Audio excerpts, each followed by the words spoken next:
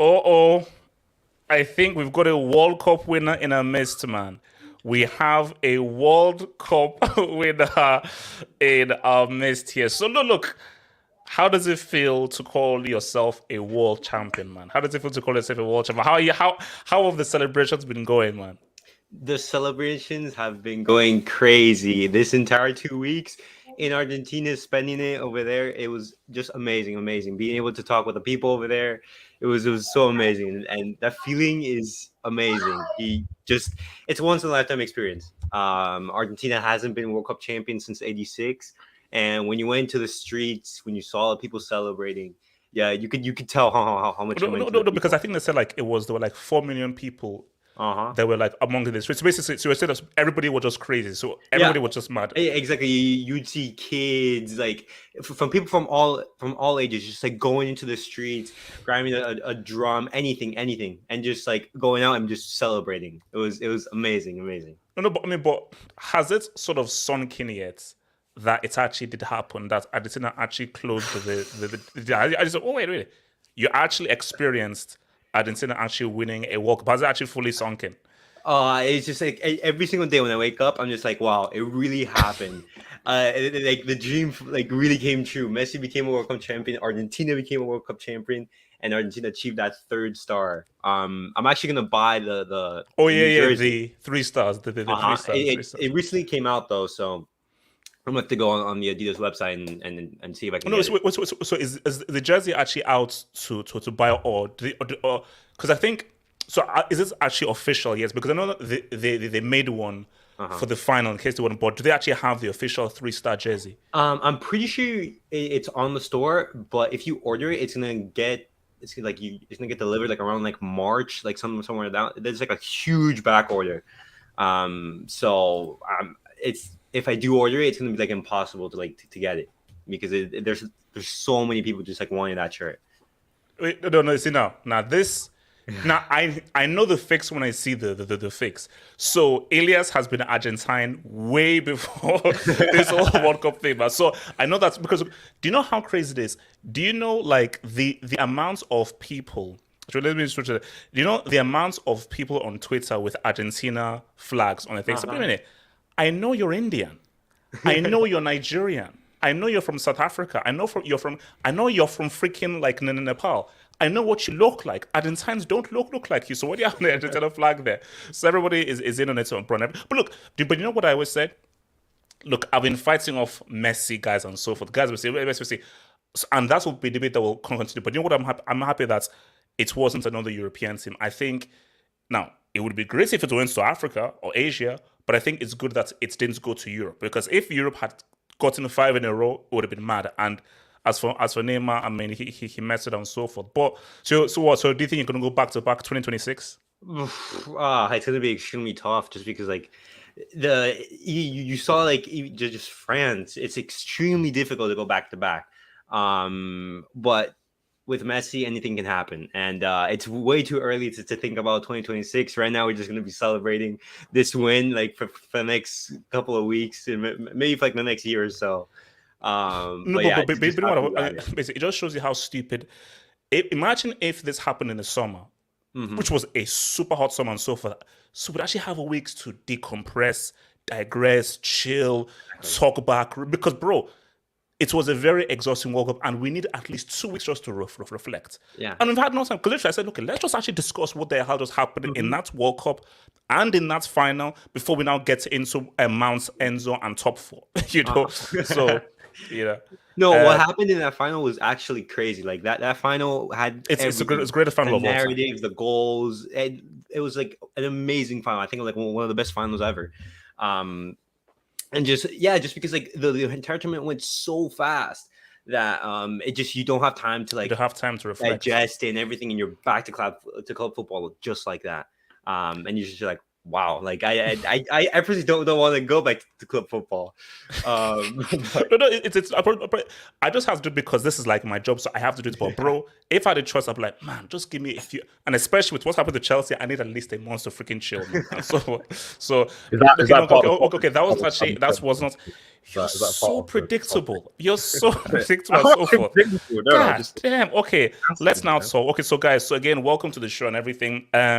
So look, we're gonna be talking about a few things on the show. So we're obviously gonna be talking about your boy, your boy Enzo, and we're gonna talk about Enzo. We're gonna talk about Mudryk, Felix, and also we're gonna reflect on Napoli. And Inter. Napoli have lost their first game in the Serie this season. Could this be a slide because Milan won, Juve won?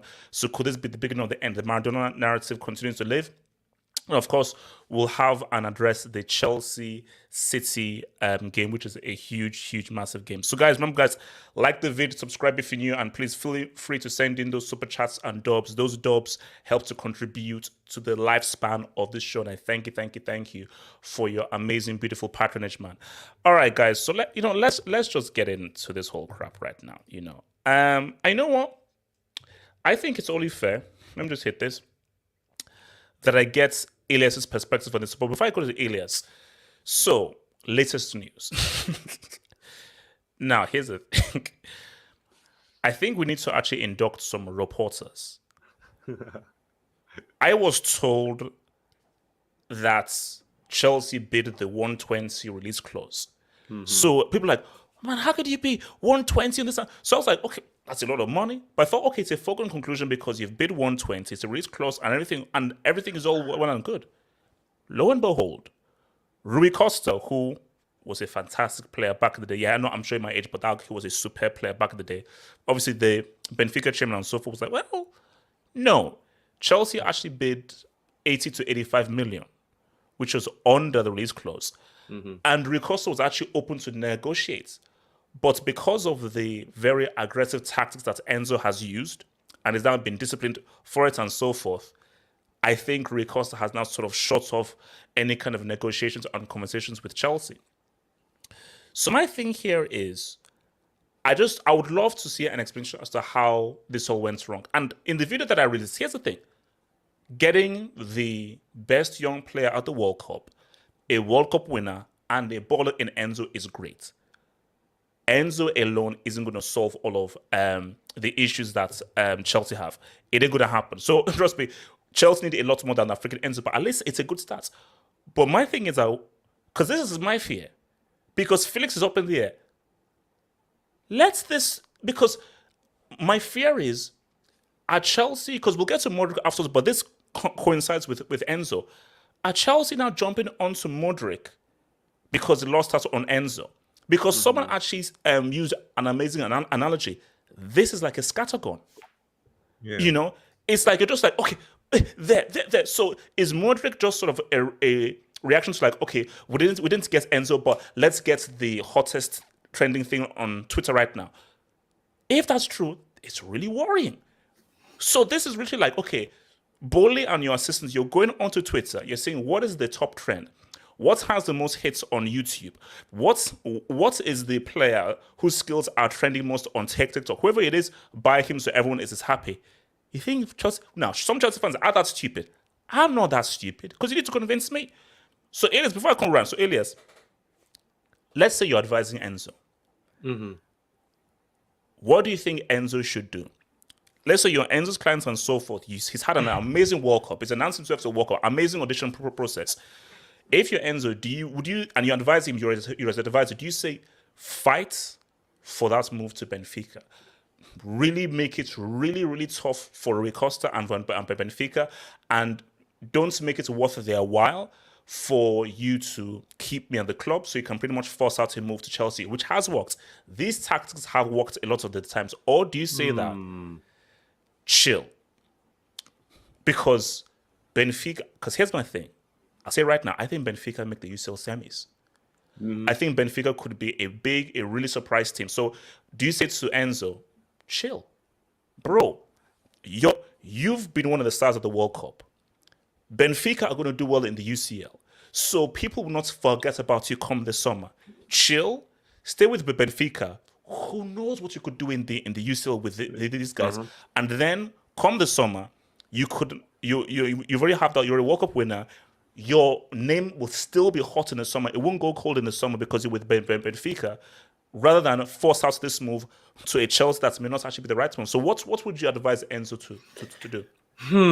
If I was Enzo's agent, I would go for the latter. I would advise Enzo, hey, you are in a team right now who is very hot in form. We have to forget this team topped their group stage in the Champions League. They're doing fantastic. You have a good team. I would say stay at Benfica. Wait the season out. See how the season goes. He's still a young player. We have to remember he's still a very young player. So as much as we would like to for him to bid 120 million, I personally think that's a lot of money. Even though I think Enzo is a tremendously talented player, I don't think it's the right time for Enzo to move. I think he is in a good environment, in a good team at Benfica. I would wait until the summer, see what offers come up, because Chelsea is definitely not the only team that's going to be interested in you. You have, for example, Liverpool. You get some interest from Real Madrid, and who knows? Maybe some other teams are going to be interested come that summer, and who knows? It's going to be a very exciting summer for Enzo. If I was him, I would advise him to stay with Benfica this summer. I would advise him to stay, see the season out, and then in the summer, see what offers you get. But Elias says, what do Chelsea do? Because Elias, we need at least 4 or 5 players this window. Patrick, I wasn't cracking a joke. Patrick, it's getting real right now. Exactly. Because Elias, I'm getting slightly worried about this. Bidding 120 million or even 80 only on Enzo isn't going to fix every single problem, because as you mentioned, you need multiple reinforcements in every single position, and that's scattergun approach that Chelsea have been taking so far. Looking at the last summer, spending 300 million and on players that haven't worked out so far, spending another 80 on Enzo, when instead, hey, maybe you can look, see if you can find any cheaper options, and some hidden gems, for example. Yes. Do you not know about Chelsea Football Club? That's what they do. I'm just saying I would take that approach, because I wouldn't go spending that much, because Barcelona have done that and they've dug themselves into a tremendous hole. But it's tough, because Chelsea need multiple reinforcements in multiple positions, and I don't think Enzo's going to fix every single problem. Mikey, wait, what are you saying, man? Enzo, man. Mike, but you know that this is actually a laughing matter. You know that this is actually this is a serious. Because your club is an absolute shambles. Have you seen where you are in the table, by the way? Can we get no, Mike? We're gonna get to table. Wait, what? Brentford? Yes, Brentford. So wait, you're the third biggest club in West London. No. But what happened? Wait, did he play Brentford recently? Who's that? Yeah. I don't know. No, I just thought, did Liverpool play Brentford? I can't remember what the score was when we played Brentford. I know that I'm in 6th position or 5th position, and your club is 10. I know, but look, Mike. Okay.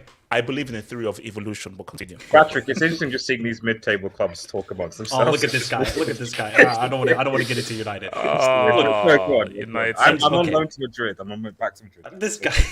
Go on, Can't take this guy serious. Enzo, I don't know, man. I don't know what this.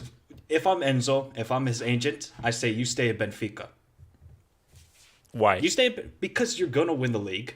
You're gonna get even a higher contract. You're gonna get a higher salary if you stay for the whole season. So winning the Portuguese league means more than winning the UCL for Chelsea or trying to get Chelsea into top 4. You never know. Benfica could win the UCL. Have you seen the way they've been playing this season? Mike, let's come. No. Have you seen the way they've only lost one game this season, and that was just So, the first game Mike, back. you're saying Benfica have a better chance of winning the UCL than Chelsea? Yes. And besides, you don't even Yes. need like to face the top teams. Like all you need is like a favorable result and some luck, and you're there in the final. It could be like that. Yeah, and Benfica are going to play Club Brugge in the round of 16. Hey, they could play Napoli, they could play Chelsea in the quarterfinals, they could beat them. So let's see what happens when it comes to Benfica. But I don't know what Enzo's thinking. I think Enzo's thinking about how do I get the most money and who can I get it from? And if it's from Chelsea, I'll take it. I think that's what he's thinking right now with his agent because clearly there's no other club going in for him right now. Not United, not Liverpool. It seems only Chelsea, and now it's down to the player. Does he push for the move, get the money, go to Chelsea? If Chelsea get him, you guys desperately need him. I mean, you need a whole new midfield. So if you can get Enzo, that's a perfect piece. But No. Chelsea need more than Enzo is a great help, but Chelsea need a lot more than Enzo. Like, bro, have you seen Mount lately? Have you seen how this guy rolls? So you got the Zach though, so all is well when you have the Zach in the midfield. So all is good. But I mean, Chelsea, like Enzo. I think this saga is going to keep on going. It could be a similar situation to Frankie, even though it seems like the player wants to leave and he's determined to go to Chelsea, but I just see this saga going out for a couple more weeks until. But see, Mike, do you know what worries me the most is it that this is the right player for Potter's system, or is this just a vibes buy based off the World Cup? That's what I don't know.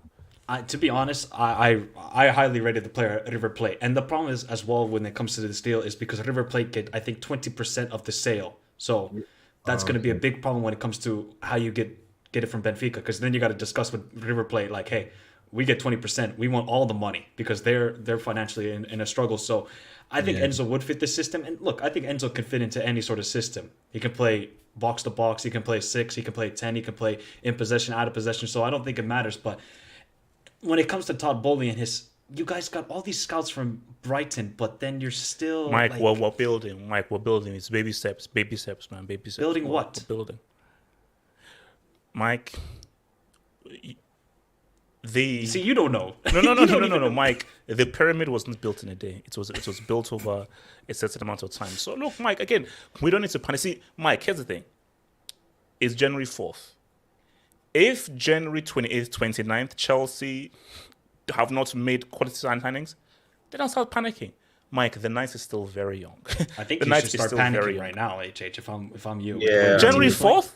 No, but with the way your team is playing, And more you can make all these signings. But Mike, if we drop, if we get Frankie De Jong, we get Neymar, we get freaking who's the Inter Milan captain, Skriniar.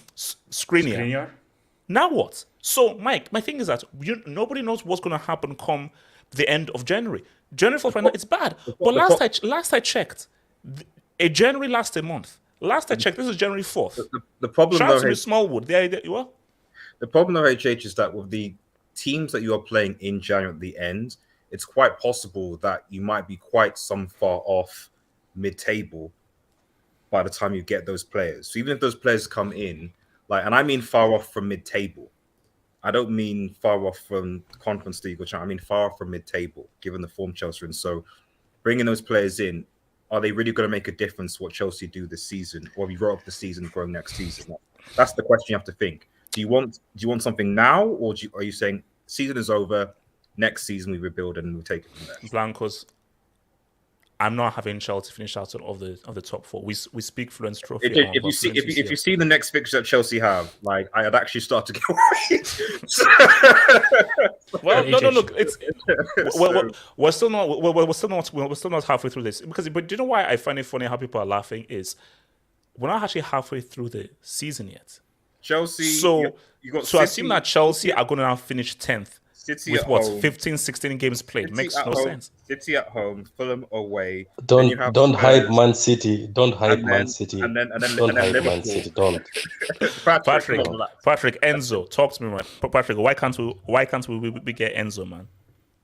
Apologies for my internet because they were outside until 10:30 installing fiber cables, and when I look outside, Ooh, upgrade. they haven't finished it. I think they just left us with internet and have reduced the power because look, I'm freezing and it's on full. No, but everybody's sleeping in the house. So I just think Enzo was a good deal, but I think it was too expensive for you guys. Maybe that's why your club has decided to say, "Nah, we're not paying 100." Wait, hold on. You know, no, Patrick, don't be slick.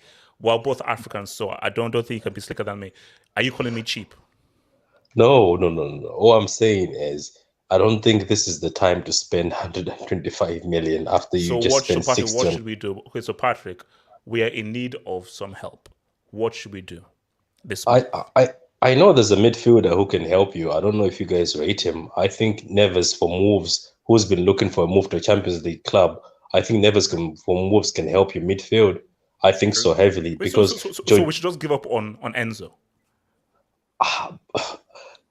Okay, this is where, look, at the end of the day, people say City fans were used to the club spending, but we still have this cautious. So you're coming from a space, you're coming from a place of privilege and so forth. So you don't know what it means to negotiate. You just throw all that oil money around. So you have no skill in this. You have no skill in this. Cheats. As Bancos, did this guy just say that we don't know? Do you remember Marina or your guy, the woman who used to just throw money at anybody? Look, what I'm saying is, HH, I think you guys, you should stop this thing where you just look at a big name and say, let's go pick them up. Because you picked up Lukaku, it didn't work out. You picked up Cucurella. Did you see Lukaku's performance today? Lukaku, he balled today against Napoli. The guy, he was balling. It was balling. So maybe it wasn't Lukaku's fault. Maybe it was just how crap the players are. Because the Lukaku I saw, I know that Lukaku. Okay, I know him. Have Chelsea been in contact with McAllister from Brighton? Brighton says that, no, but they're not gonna welcome any calls. They say they're not gonna welcome. So Brighton would be sleep because it's a welcome. Give me a break. Did you know? No. He's still called McAllister, and he's still on that down market. A World Cup doesn't change that. He's still McAllister. Did you see the video Brighton uploaded of him when he returned back? They had balloons and fireworks. They're trying their best to keep him. What? Okay, HH. Why don't you guys Why don't you look for somebody in the Premier League? Why don't you look for somebody in the Prem? What about Yuri Tillemans from Leicester? He's out of contract in the summer. Nah, that guy's a bum. Chelsea need 5. We need 5 players minimum. We need 5 players minimum. Us, Enzo, because I know you guys can't afford Enzo, so don't even come in for Enzo and so forth. Because I don't know what you guys are doing. So, what are we saying, man? Should he push for the Chelsea move? UCL champions, EPL champions, West London, stylish place. Fulham is one of the best top 5 places in the sport and so forth. Enzo has said that he was always his dream to play for Chelsea. They say it's his dream move and everything. Why can't he push for a move? Not turn up to training. Why can't he do a ski with the Bayern? I don't know how much of that was true, but well, if you read his autobiography. The whole point of a rebuild is to shape your team and your manager's philosophy. We don't even know whether Potter's the right guy, man. So all this whole rebuild, how do you know Potter's the right guy? The heck? We don't even know he's the right man. It doesn't matter what I think. 20 mil then. It doesn't matter what I think. It matters what Bowley thinks. And if Bowley thinks Potter's the right guy, which he does, because he already had this planned out. He already had Potter on the wings waiting until Tuchel got sacked. So we all know Bowley wanted Potter. So if you want Potter and you want him to succeed, you're going to have to build your team around his philosophy. Now, there's a dude in Brighton, a World Cup winner, that he already played with. You bring him to Chelsea, and then you start bringing like some smaller players. Because Enzo, at the end of the day, it didn't make sense. Because why are you paying? Hold on. What does it make sense? It doesn't make sense. You're paying 120 million in a January transfer window. Thank you. Why? Oz. He's a World Cup winner, best young player, and that's the release clause. Whoa! There's another World Cup winner at Brighton, by the way. You're not gonna pay 120 million for him. So you're saying McAllister is better than Enzo Martinez? No. I'm not saying that. I'm saying just So because what he's are a you World saying, Cup Oz? winner Talk doesn't to make him 120 million. Oz, first of all, it's not your money. Stop pocket watching. It's not your money. I can use the one for whatever I see fits. Because my thing is, I see How's that worked for see, Chelsea so far? 120 million for someone who has 300 mil. That's crazy. 120 million for someone who has 5 trillion. That's different. So you don't know how much we have to spend. So why are I'm you not pocket even worried watching? about the money. The money is not the problem. The money. Thank you. So don't mention the money. The point Worry is, about your club and Europe against Barca. You want to build your team. 120 million in a January transfer window is that's like money thrown out the window just like that. And you want to build your team. Let's keep it real right now. You guys are a mid-table club. This guy is trying to give you good advice. You're giving out to him saying stop pocket watching. I can't trust him, man, because he's a United fan and also he has ulterior motives. He has ulterior motives. Are you not in mid-table right now? Are you not 10th place? No, but I may not always respond. I still read the messages in the WhatsApp group. And I know that the jokes that you keep flying about how Chelsea are 10th and so forth. So, Oz, why should I accept any advice from you when I know what should be put in that WhatsApp group? So, Oz, no, I'm not. So I don't know whether this is genuine or you're just trying to just mess Chelsea up. But here's the thing, though, Patrick. Pray that you win on Thursday. Because not all the pressure's on you. You pray that you win on Thursday, man. Because that would be really embarrassing if you don't. It'd be really embarrassing if you don't. Patrick, I wouldn't show my face on social media. What I can tell you, the entire world is assuming like it's a City win. Like everybody, City win. No. Easy dub. It's an easy dub. Don't you dare not win. No. Let me Chelsea. Oh wow, that's wait. Let me give you my 2-piece on this. You and me right now in my country, there's a saying. It's like obviously I can't say it. It's just I don't want to get cancelled. Yeah. It's as if it's like two like it's like two somethings cannot point at each other and say, oh, look at you. The same. Oh, right now. No. No, listen to me. Right now, do you know what's happening? No. Let me explain to you what's happening. Not only our little brother or somebody who we fed is on top of us, right? By a gap. That's also a thing. Bro. No, little bro. So that's just 0 UCLs, by the way. 0 UCLs, by the way. Yeah. So look. We fed them thinking these are little, not knowing we're feeding a sleeping giant. Then it's so embarrassing that you guys were number 1 in London, and now this club that was dead for a while is also top, and then they are dancing, they're moonwalking and dancing in the streets. So stop. That's where you have it wrong. Yeah, okay. Chelsea will always be the number 1 club in London because the only club in London to win a Champions League is Chelsea. I'm sorry. So Chelsea have always been right big, now, bro. Chelsea have always ruled London. It is what it is. Blancos, you have a 2-minute timer here. After 2 minutes, what do you want to share now? Can you just share this, because I need to? It's in the background. So this was here's the thing. This was a treat. No. You gave him the mic. Let me land. Let me land. Okay, because I was sent this before. Stop crime so you can track World Cup winners, and you dudes can't. When I kind of said that maybe he can still sign. You realize that? Though. I'll just say that I advise caution, and this is the response that I got. So I also said actually underneath that Chelsea would actually beat Liverpool Football Club as well, and I still stand by that, by the way. So it is what it is. At the end of the day, no. Who posted that? Is that you, HH? That was HH. Yes, yeah. So Blancos, what's what you want to make? No, yeah. So aside from obviously this, the point I'm trying to make is that I've always, let me just keep it a stack. Until Fabrizio says here we go, I don't trust anything. I don't. I need to see. And to be honest, I actually scroll back. Well, I scroll back to see the Fabrizio tweets to kind of see, because people are like, it's confidence. I'm speaking to someone on Twitter. It's like, everyone's confident. So I just scroll back to see what Fabrizio actually said in his tweets. And he never said Chelsea have submitted the release clause bid for Enzo. He said there was negotiations, that they might be talking about, etc. But there was never anything in his post that said Chelsea have actually submitted, because we always knew from the start that they need to submit the 120 million bid.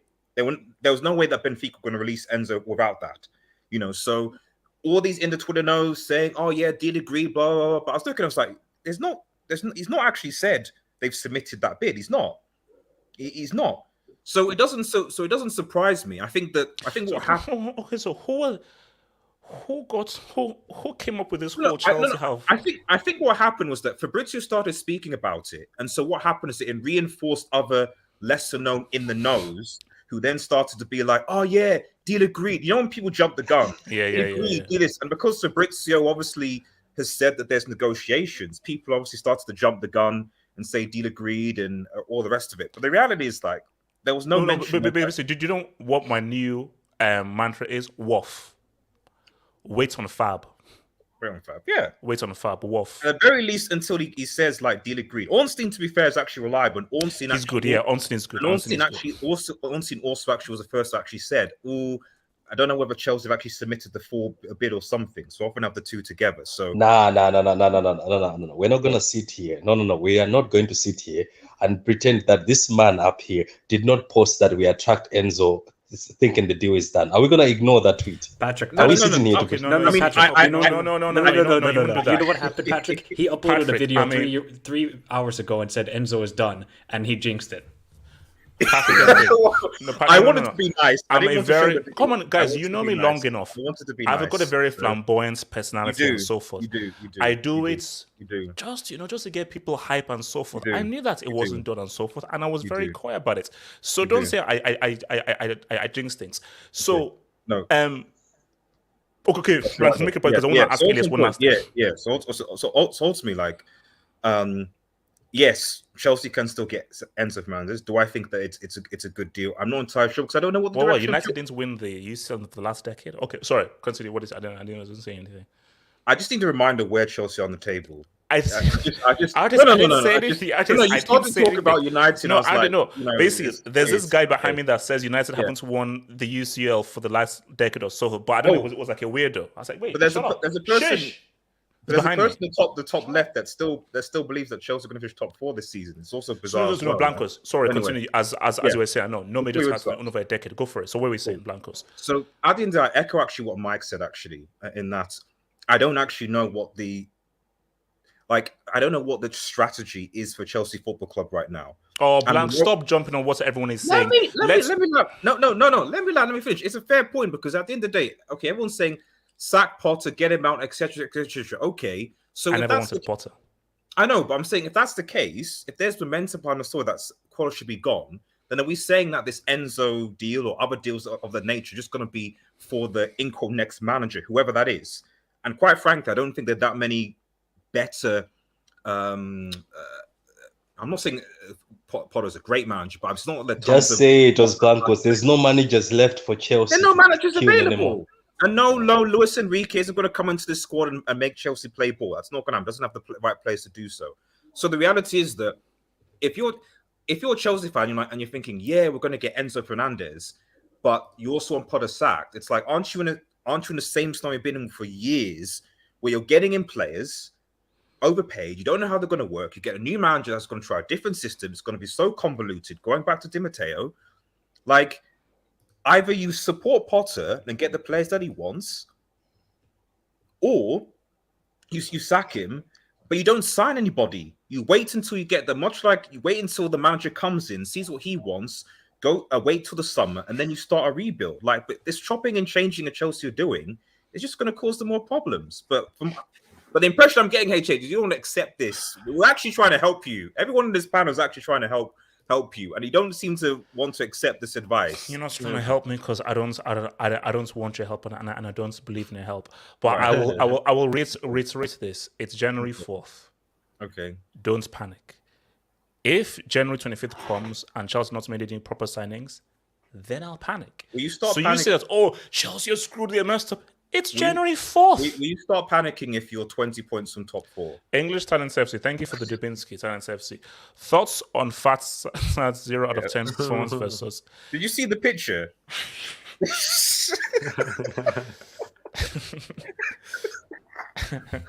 Look. All I'm saying is that I hope Barca beats Intercity in extra time. That's what I want to know. Just because last I checked, the score was 3-3 going into extra time. They did.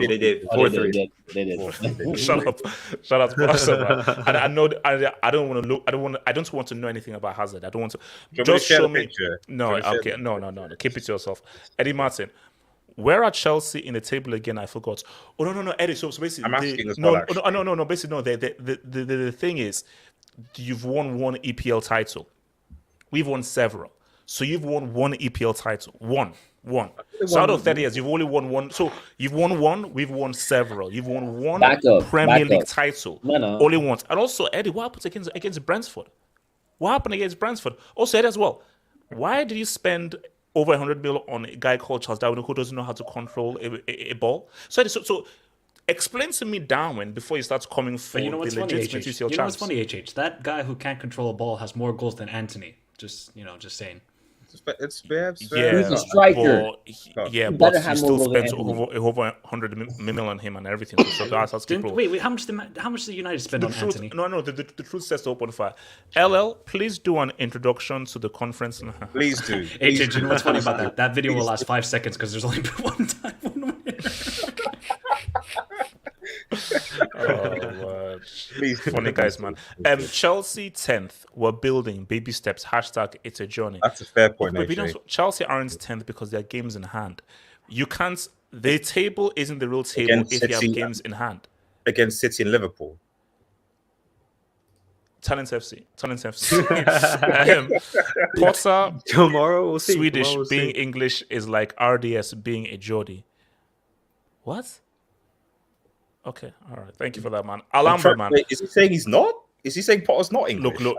Talents FC is a loan to as much as you want to win, unfortunately, a part of the game is dropping. So, yeah. Someone sent me that over DM.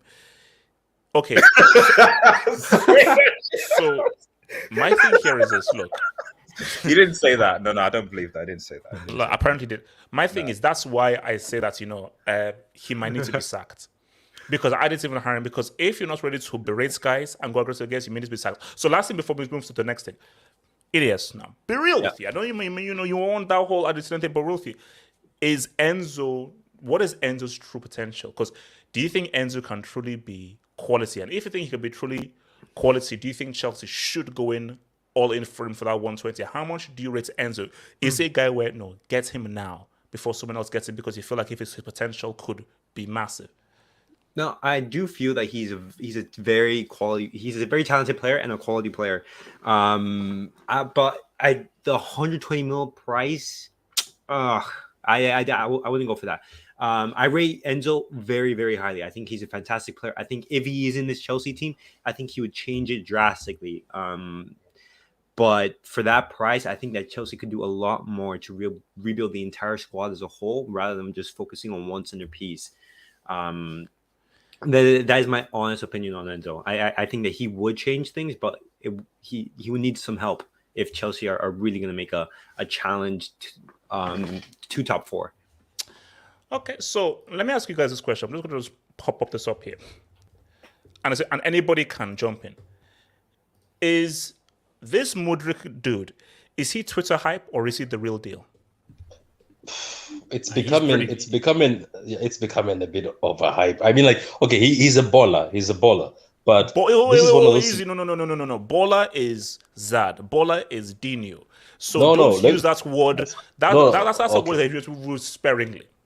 Okay. So what can I say is the kid can play football, but the thing is, it's going to the point where do you know why I told this to Arsenal fans? Freddie, I do. Do you remember the way Liverpool treat Jude as if he's the Messiah?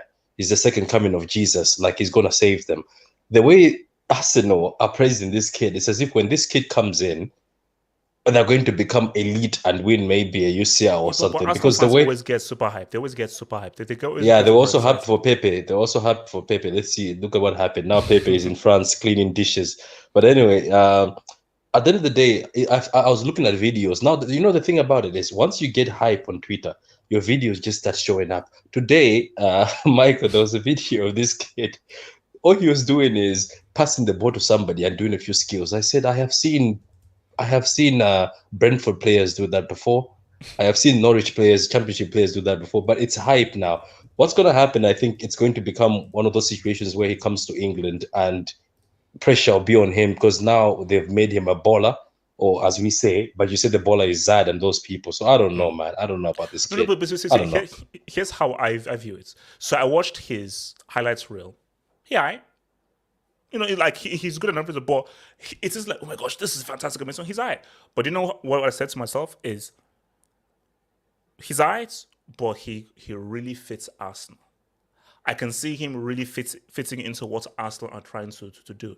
So that's why Arteta is trying to chase him. So rather than trying to overhype him, I'm like, oh, this guy's going to come and he's going to be the next, like, what like Kivicha is for Napoli and so forth, which is just a diamond in the rough that you're not always going to get. He's just, I think, a really good fit that he can come in and be in with the flow with how Arsenal play and the rhythm and everything. So, I mean, so Mike, this whole Mudryk kid, man, I mean, do you think he's that big of a deal, or are guys just overhyping this guy? Or it could just be a case where no, but he fits Arsenal and he fits what Arteta is trying to do. And if they do, because here's my thing, Mike, if they get this guy, this is a good signing. This is a good sign in terms of you're keeping the flow. So if Martinelli goes down or if Saka goes down, I think he can come in and get in with the flow of how Arsenal play, rather than him being this superstar Kivicha kind of guy that Napoli have. I think he's a really good player. I think he would fit Arsenal perfectly. But my thing for Mudryk is, why would you go to Arsenal just to sit on the bench when there's Martinelli? Thank you. Oh, wait. So you don't think he'd... No, because you see Martinelli... So you don't think that Arteta would try out like a false nine, take off in the Nketiah and have a false nine with Martinelli, Saka and thingy? I don't think Mudryk doesn't work in the false nine. He's a left winger, and that's his pure position. So why would you, as Mudryk, go to a club where you know you're not going to start? Because we see Martinelli, fantastic player in my opinion. He starts every game, very effective, causes trouble to every defense. So if you're Mudryk, why do you just want to sit on the bench? What's the price being discussed? For 60 to 70 million, which is crazy. 70. Oh. And Shakhtar are just like, hey, we're going to keep rising the price, It's Pepe money. It's Pepe money all over. Yeah, exactly. That's a lot of money for a guy who hasn't even played at the very elite football. Yeah, exactly. I mean, Shakhtar they know what they're doing. Go ahead. Because that was the point that someone made there. Elias, is that he looks good against who though? Yeah. So it's against Ukraine opposition and so forth. Yeah. So my thing Numbers. Is going from there to the EPL, that is a steep rise. And the issue is, see, for me, I'm a guy that doesn't really look too much into price and everything, but it is what it is. We live in the reality of if you're coming in for 80, 85 or so something, psychological, mentally, it just puts that pressure upon it. Oh, well, you've now got to now do what a 70, 80 million kind of guy has to do. So, Mike, if let's say you're like controlling the money and anything for Arsenal, and Arteta says, no, he fits. Whatever it takes, I think he fits. Are you like, okay, Shakhtar, it's a stick up. Whatever you want, because bro, first, points ahead. And if Arteta really believes that this guy can really help us potentially win this league title, which would be huge, do you go all in, or is like, nah, 90, take it or leave it? That's as far as go, or 80, take it or leave it. You gotta trust Arteta, because clearly this guy knows what he's doing. Ben White, Tomiyasu, he's not missed, Mike. He's not really missed, bro. He's not missed. So you just have to trust him until a big signing fails and doesn't live up to the hype. Then you're like, okay, Arteta, are we sure about this guy? You know, he comes from the Ukrainian league. He's playing Dynamo Kiev. He's playing Odessa and these sort of teams. I've watched him play against Dynamo Kiev. Fantastic. It's Dynamo Kiev. Yeah. No, nobody can name a player from Dynamo Kiev. So he was great against Real Madrid in the Champions League. I mean, he was causing trouble all the time. But the thing for Mudryk is, I feel like he's more of a counter-attacking player. He works very well when there's a lot of space. But we know with Arsenal, all these teams are not going to set up in a low block. So can he defeat a low block? That is going to be a big problem. Mike, that was exactly where I was going to go. Because when I watched him, I was like, with space, this guy can be great, quick and so forth. Yeah. But as you just said, this isn't 7th place Arsenal. This is now 1st place Arsenal. So guys are like, oh, no. Okay, these are now the guys. This is now the teams to watch. And look at what Newcastle did. Break us down. Yeah. So my thing though is guys are now going to be like, this is now the best team in the league, playing the best football. We have to now treat them like how they are. So if it's not a top 6 team, it will sit back. And I'm not sure whether this is the kind of guy. Because again, that game against Newcastle, Mudryk doesn't break that Newcastle team down. No. Maybe a Felix does, because Felix will maybe come up with a ball or a certain place to do something. Mudryk would not help Arsenal in that kind of game. And I feel that Arsenal are going to come up against a lot of teams who will do what Newcastle do. Bodies behind, give you no space. That's where you now need a dribbler who can now pretty much create something, or a guy who can, or an Ozil who can just pick out a pass. So again, Patrick. Yeah, I have a question though. That's what's interesting me, and that's even another question. I know we're not talking about Liverpool. Is same thing as Liverpool. Also, they go and get Gakpo, right? And you've got Jota. I know those guys are injured, Jota and Diaz. But what you really need is a midfielder. Like for instance, at Arsenal, and I kept telling people this. People are saying Saka, oh Jesus. I was like, no, guys. Today I was at Man City and I wanted to destroy Arsenal, guess who I'm going for? I'm going for Odegaard.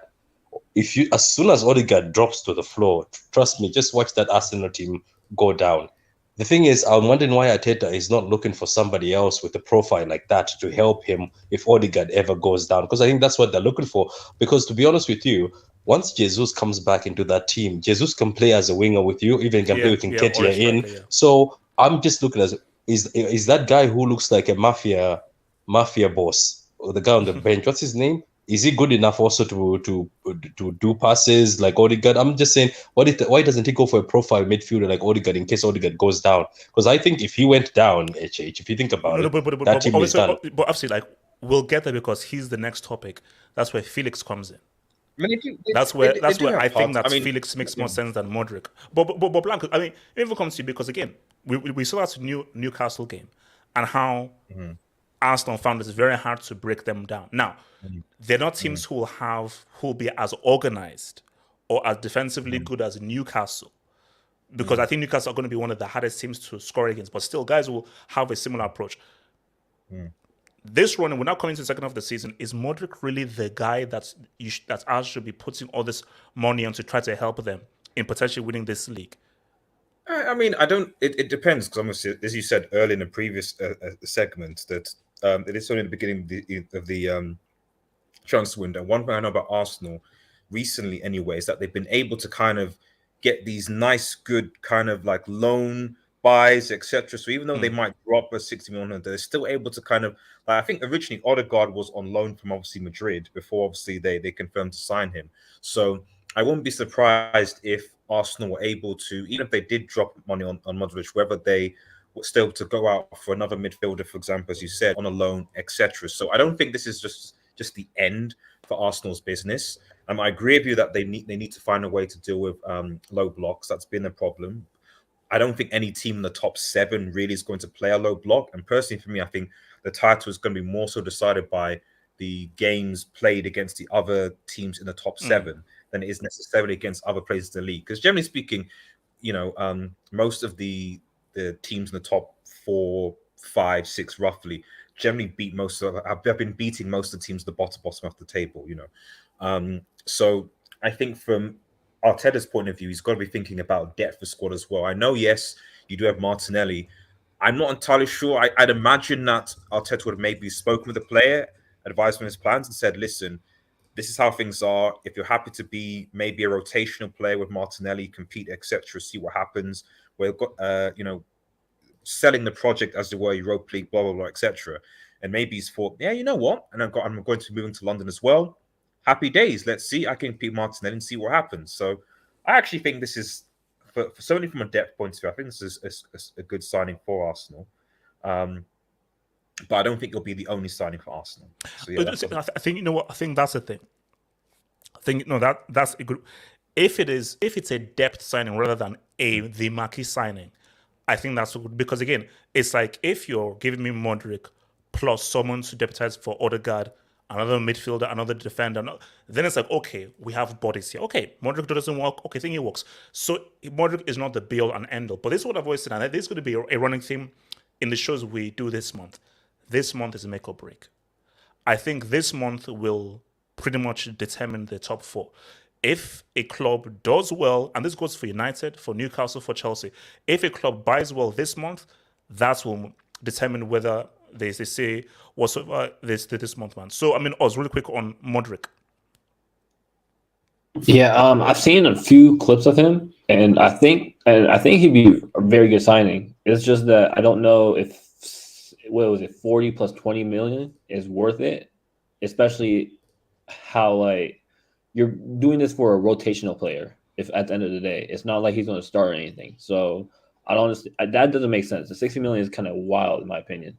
I don't think he's overrated. Let's calm down. I think he's a very good player, and I think he'll flourish under Arteta. But the 60 million is where I'm like having an issue with, because you don't pay 60 million for a rotational player. So unless he has problem with Gabriel Martinelli at any point, I don't see that. I don't see why you need to. So I think Arsenal would wait till the summer in order to make this deal happen, in order to like bring down the price. But we'll see what happens. Let me hit some quick Dubinsky's, man. From Sasko Ali, man. Everyone is having a go at Todd Bowley. His name is Todd Bowley. But he's just a face. He's not even the majority stakeholder. And Chelsea will have to pay 50 million if he's sacked. Also, so we'll have to pay Potter 50 million if he's sacked. Yeah, because So, it's a 6-year deal. okay, so who do I blame? No. What I read was Bowley himself. Now, again, we don't know whether to believe, but whatever it is, Bowley himself is actually trying to directly open up discussions with Mudryk. So he's the guy that is going to Spain and saying, yo, can we have a meal and so forth with Laporte and everything. So, Can we have a meal? someone made that into a meme. Basically, anytime that Chelsea do something bad, someone just tweets that, can we have a meal? As if with Todd Bowley. So, bro, he is the guy that is literally individually. So I'm sorry, I'm going to have to look at you, because my thing is that I need someone to point the finger at. You can't just give me Ote conglomerates.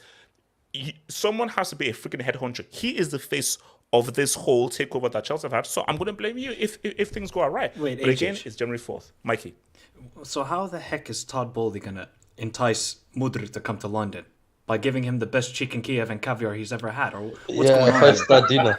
5-star dinner. Like, what? Honestly, what is Todd Bowley doing? Why? Okay, actually, I think Mudryk would fit better for Chelsea. I think he would do better.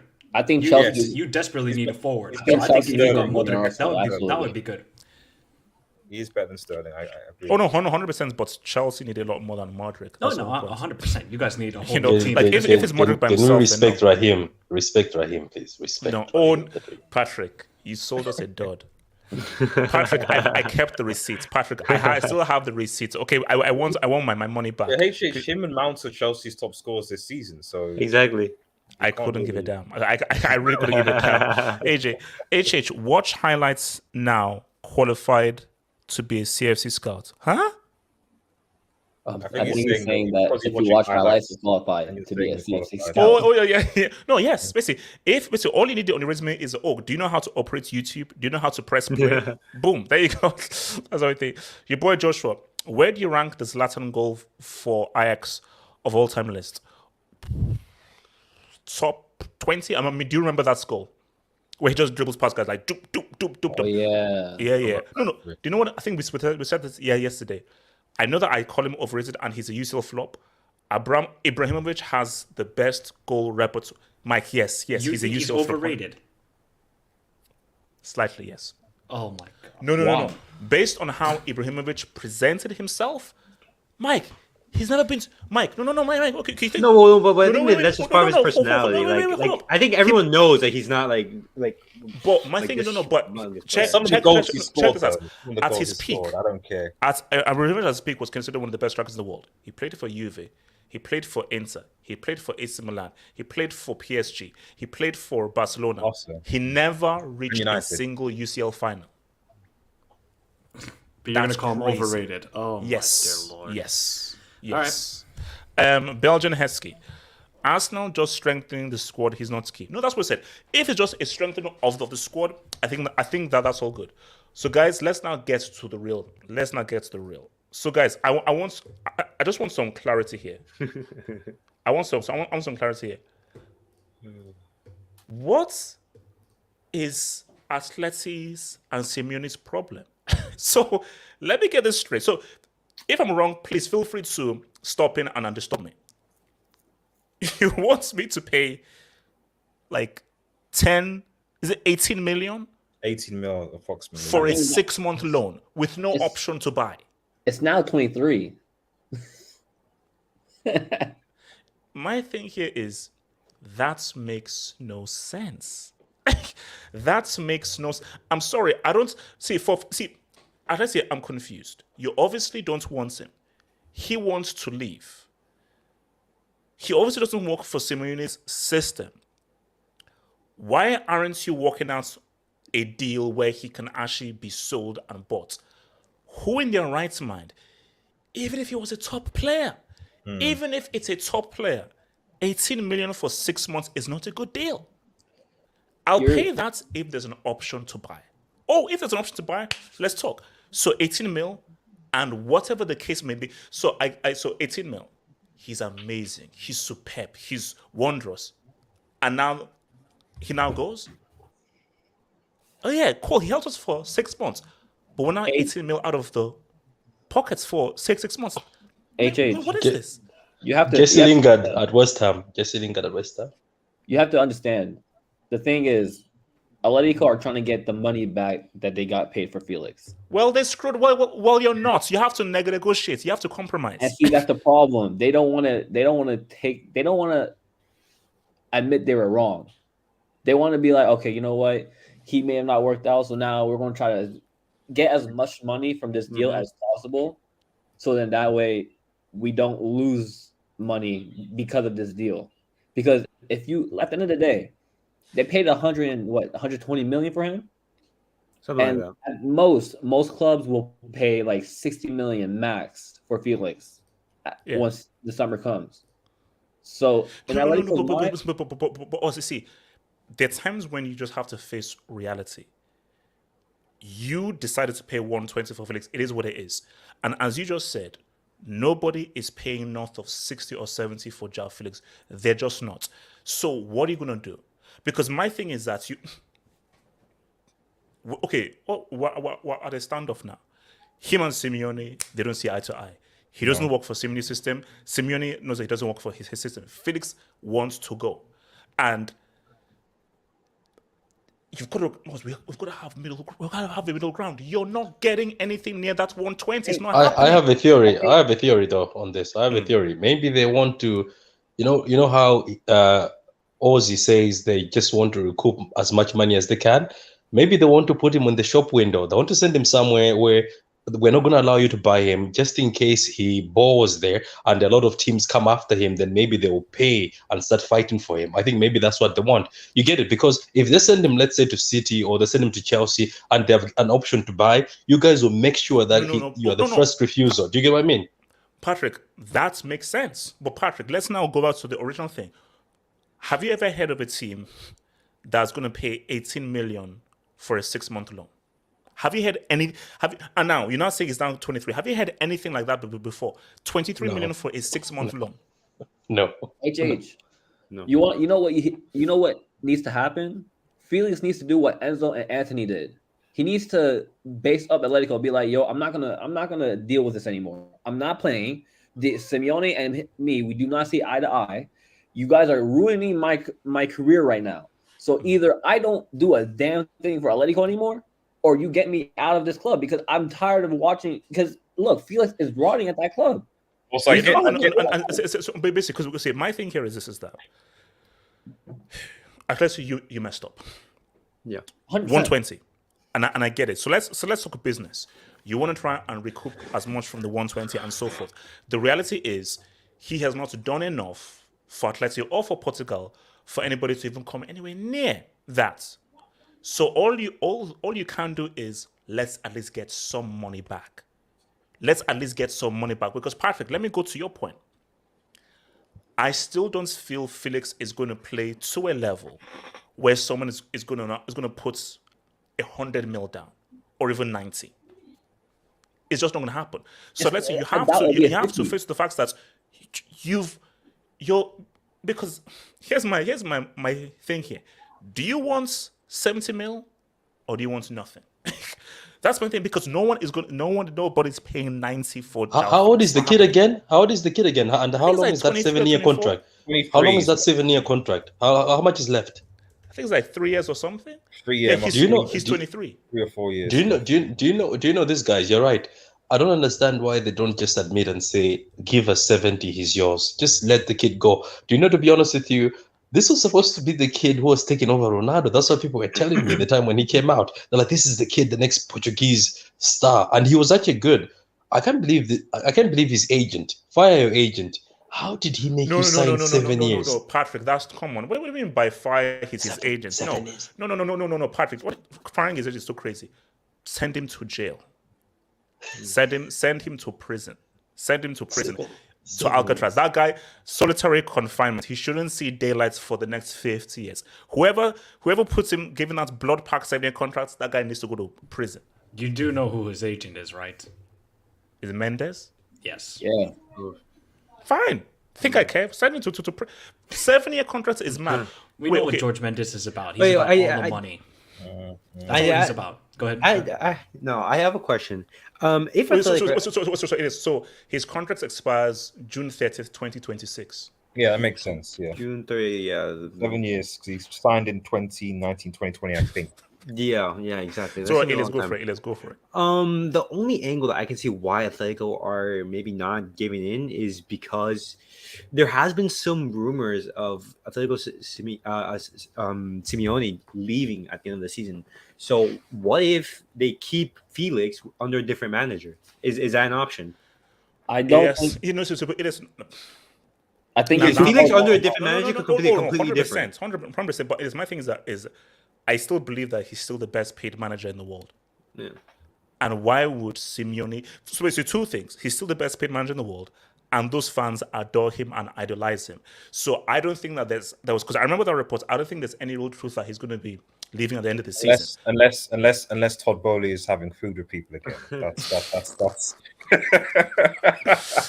No. But you see, okay, guys, help me out here. Because look, see, I feel that I'm here to protect the ballers and the players. What should Felix do? He has to leave. No. Of course, no. I don't leave.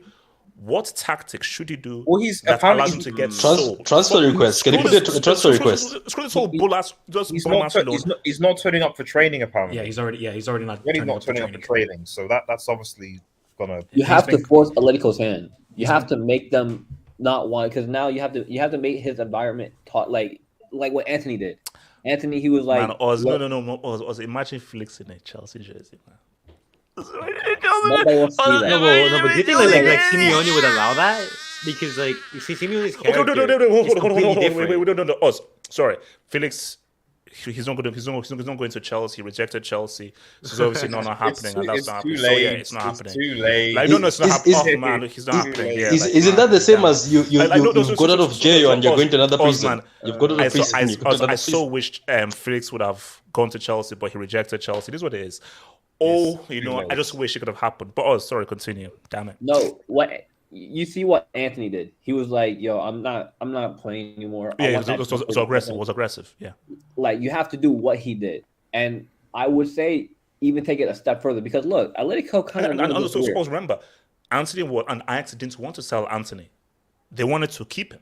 Yeah. Which is different from Atletico, who are like, oh, they're indifferent. But see, the only difference is Ajax didn't pay 120 for Anthony. So it was sort of easier for Anthony. If you're going to put up a force, okay, it is what it is. But the issue with this is that, Atletico are like, we don't want to keep it, but we paid 120 for you. But that's why, I want Felix to do something that says, Atleti, hold the L. Hold the L. 120 mil, hold the L. In business that happens, eat it. You just have to eat the loss. So what can Felix do to be like Atleti? Hold the L, sell this guy, and make Transfer a request. deal that's sensible for other clubs. The problem is it's in January. That's why it's such a problematic situation because you don't get like big bids in January. So let's say they do get this loan. Nobody wants a loaned player for like half a season. If you want Felix, you want him permanently at your club. So best case scenario for Felix is to wait for the summer and wait for a solid bid from a different club because nobody's gonna want this because we all said 23 million for a loan is crazy. Like you pay 23 million for like one of like a rotational player. You don't pay 23 million for a loaned player. That doesn't make any sense. But also, I think just please, guys, has anybody been doing the accounting for Benfica? Benfica have been making a lot of money. They're swimming. Bro, like because I think remember like Chelsea got Ramirez, David Luiz. I can't remember what the other guy as well. You're now looking at this whole 120. Now they want another 120 for Enzo. Plus Ederson, Di Maria, Ruben Diaz. City got Ruben Diaz, yeah. Yeah. They somehow fleeced Liverpool for 100 million for Darwin Núñez. Like, Jesus. Look. I think Benfica's player like developers and everything is underrated. Scouting. You know. Can I quickly say something about this? Go for it. I feel like Felix will go, but it's going to be a loan, and I think he's going to go to United. That's what I feel like he's going to happen. And if United get João Felix, they will get top 4. That is not a jinx. This is what I genuinely believe. Here's the thing. Also, by the way, he's having a torrid time. He's been cheated on 3 times by his girlfriend, and now he's still stuck in prison. Oh boy, Felix. Is that true? Yeah, I saw that post. Is that true? I have no clue, but you know, sometimes you gotta read it. Yeah, I saw that in the streets. The streets where I mentioned that 3 times. Okay. Like I'll be real with you, and I think let me be real with you. Felix at United could be pretty damn crazy. Yeah. Like you put Felix in that United team, man. Because I'm just looking at just how, especially with how Martial is injury prone and everything, and just him. Like because you could do like a sort of like a double kind of pivot kind of thing with him and Fernandes, and he already knows Fernandes and everything. I think Ten Hag can turn this guy into a Dusan Tadic, where he just helps the team go forward. So like. That's what I see. If you get that Felix deal over the line, oh my god, wait, hold on. really could be thinking of things. Blancos, you're shaking your head. What? No. This better not be reverse jinx, man. What do you say? There's no reverse jinx at all. I just think that like it goes back to what I said when I was still in England. You know, is that I don't think people quite understand that like Manchester United don't have any money. I still don't think people understand that. So like, yes, you guys got 10 million somewhere. No. Like it was just like HH. They went to the bank. Okay, the card went in, and it said card declined. What about the second card? It didn't work either. So no. Try the other, rather than the bank. Wait a minute. HH. No. Come on. So you're saying that you've ran over your overdraft limit? Yes, HH. It's this overdraft tax right now. Like I'm like, people get gas. It's all sounds good. I love Felix the other time, but did you see HH? Did you see the toilets? HH. Did you see the video of United toilets flooding, guys? Oh my! Wait, did Patrick, you see that? So it's from the roof and the toilets as well. Yeah, look, there was a guy with a plunger plunging toilets. It was at so United. So you said that Ronaldo was right about the state of the. You said that he was right. Right. It's bad. So the facilities are bad at United. The facilities are bad. The stadium is falling apart. Like this is what I'm saying. Like. Yes, United are playing well, but I shouldn't distract from the fact that United don't actually have any money. And so because United don't actually have any money, the likelihood of them actually signing, and they may sign someone towards the end, because, you know, towards the end of the transfer window, like there's like a cut and chase, and maybe Atletico Madrid might be like, okay, we have no choice. We'll just go for the next bidder. That's the only way I see it. So you're shaking your head because of no. So let's say that United can get him. How much do you think Felix changes United for these 6 months? I think I definitely agree with Mike that it definitely helped United get secure top four. You know, I definitely think that it adds that depth because, as we said, Marsh. I don't know what's happened to Sancho. It looks like it's personal issues. Marshall, as you said, is injury prone, so you're really left with a forward line of like Garnacho, Anthony, and Rashford with Alanga as your sort of only backup, which is not particularly threatening to most people. So I definitely think that that Felix will actually give United a lot more option, a lot more attack. And when you look at what's going on the table, with the way that Chelsea, Liverpool are moving, etc., it will definitely be one of the rivals. Personally, though, I think that he will more likely, because obviously Chelsea and Liverpool actually have money of United, he's more likely to go to those clubs. I think help to lead them to at least secure a top four position. That's what I think. That's what I think is the more likely scenario. But that's just my 2 cents. Okay, let me just say this. Let me just say this. In an alternate universe that isn't this universe. So in a different reality that this isn't this reality, because in this reality it won't happen. So I'm Doctor Strange in universe 65342. Bring up Chelsea. In that universe, guys, I would cry if I just saw Felix hold up a Chelsea thing. Wow. I would actually cry. Like, guys, like, no, and also I'm not a very emotional guy. Like, I would actually cry. Like, based on the amounts of pain I've been through, I think I might actually cry. But that's in an alternative universe. In this universe, shouts to Mount, Havertz, and Sterling, man. You know, big up those. You can big them up for tomorrow as well. That's something important. Shout out Colo 99. Hey Colo, man. Hey, you know I made because we know, man, you're bloody famous, man. On my channel, I made a Mudryk one, and this guy is the truth. Hard to watch through a bunch of his games, and he's crazy. You see, he reminded me a lot of Kivicha, but I think Kivicha is just that rare kind of gem and so forth. I don't think, because Kivicha is the kind of guy who is just magical how you just found this guy from freaking Georgia. So, but he does remind me of him in terms of how quickly with one touch he can get past guys, and he's got great balance on the ball. But again, it's a massive step up going from there over to the EPL. But it does look good. I would say Kivicha is clear of this guy, in my opinion. I just think in close control, Kivicha is unreal. Oh no, Kivicha is different. Like how the way in which he just finds different ways of beating guys is amazing. But we have to talk about Napoli. We'll touch on Napoli very briefly. Shout out to LL. Better days ahead for Hostage FC. Detroit. Look, man, let's see what you do against PSG next month in February, man. Vlad the Third. Based on the stats for the 22-2023, if Charles Down was playing for Bumsey, he would be their best player. Hashtag London Cowboys live. Well, here's my thing though. We don't take strikers who can stay onside and who don't know how to control a ball. So shout out to Charles Down and for things and so forth. Joshua. I know Joshua. You had Morata at your club. You had Morata at your club. So who are you taking right now, Aubameyang or Darwin Núñez? Mike, here's the thing. Mike, life. So have you seen Forrest Gump? Yes, of course. Life is like a box of chocolates. You never know what you're going to get. And that's my answer to that. That's my answer. Joshua. Very, very briefly. Have you guys seen a film called The Menu? Watch it. If you can watch. If you've got HBO Max, through legal ways, watch it. Highly recommended, man. Great film. Joshua, Chelsea wants Marcus Thuram. No, I heard he was linked with United. Now, obviously, United don't have any money, but I heard he was linked to United. Marcus Thuram he'd be all right. Thuram would be all right.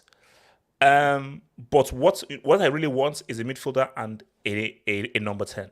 Chelsea need a quality number 10. Look, Chelsea need a midfielder, a number 10, a dribbler. I'd take Leao over Thuram. Thuram, he's decent. I'd take Leao over him. I think Leao has more dynamism. The thing is, Thuram is like 15 million. So he'd be so cheap. And Leao would be probably like 80 million minimum. But it's Leao though. It's Leao, man. It's Leao. And also I watched him today against Salernitana. Okay, so what did I tell you? You're building a team. You don't need stars to build a team. Leao's not a star. He's a guy. He's just trying to live. He's a guy just trying to live. He's a star. Don't do that. FC. Any players who flop under Simeone flop everywhere? No, because here's my thing. What do you mean by flop under Simeone? No, you mean players who play well, like Griezmann, who played well under Simeone, flopped everywhere. So Felix has not even gotten started under your boy Simeone, so that is a moot point.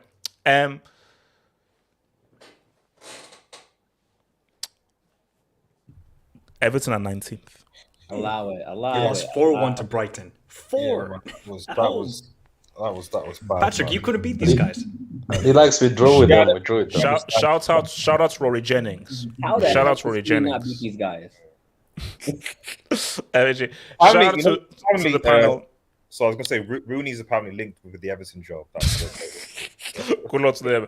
Shout out to the panel. RDS, Oz, Mike, Hunt, Elias, Patton. Yeah, thank you. Shout out, man. Thank you, bro. Thank you, bro. You know who should go to Everton? Michael Carrick.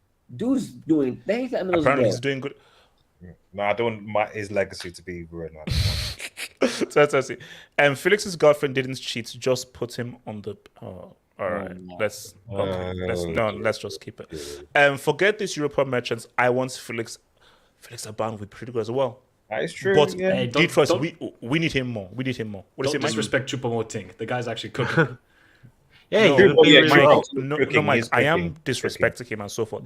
Speaking of Choupo-Moting, say, wait, what are you doing with this?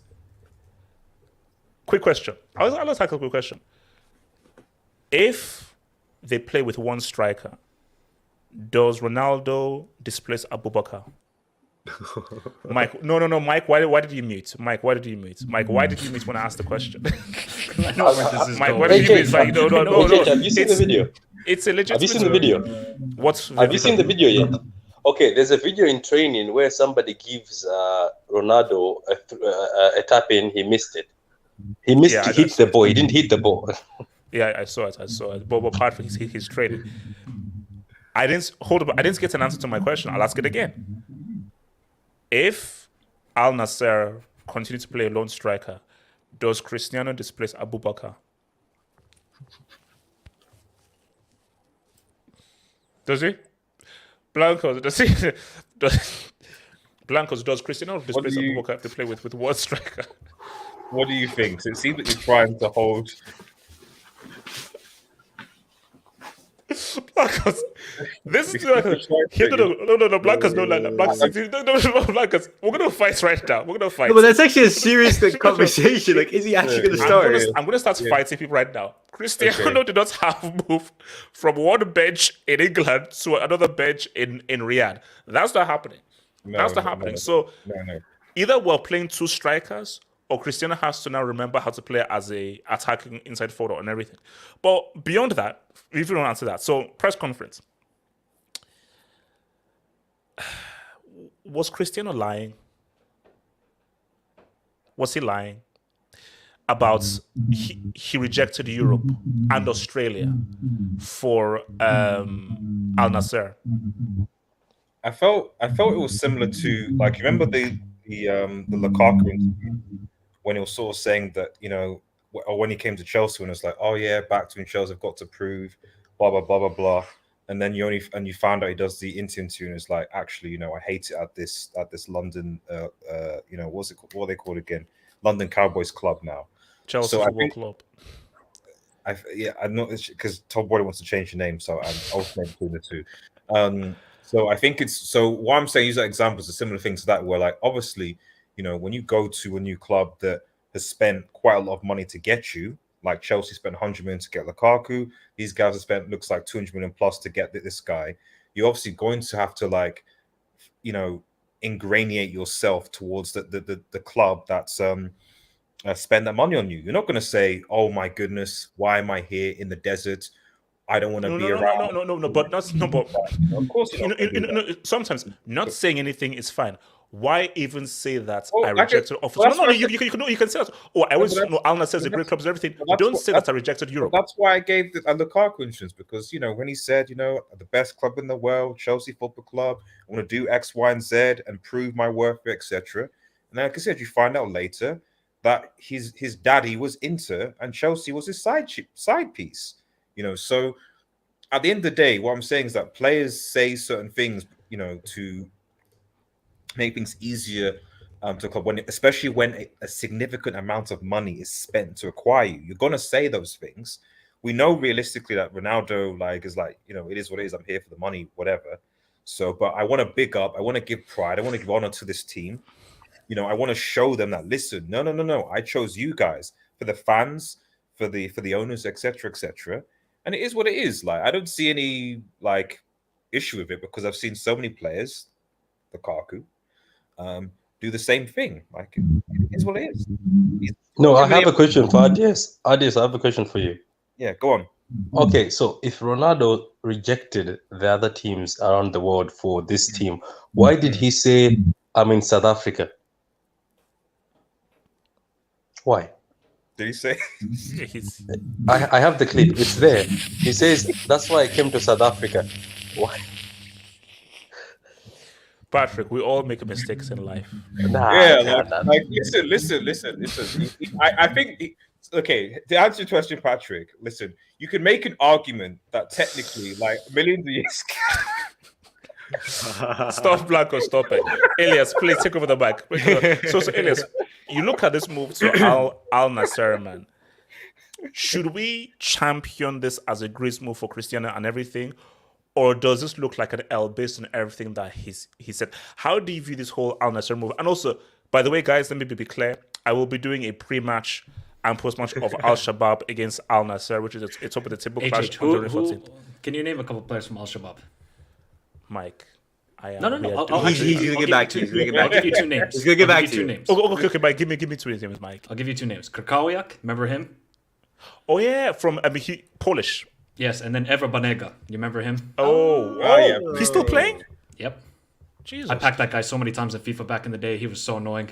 Oh my god. Wait, so wait, was it the guy that insulted Conte's hair and so that Conte didn't have any? Or was that the other dude? It might Because have been Ever Banega. he played for Sevilla. Did he play for He Sevilla? played for Sevilla, yeah. Yes, he was the guy that had a beef with Conte and he talked about his hair. Yeah. Elias, talk to me. Cristiano Al-Nassr.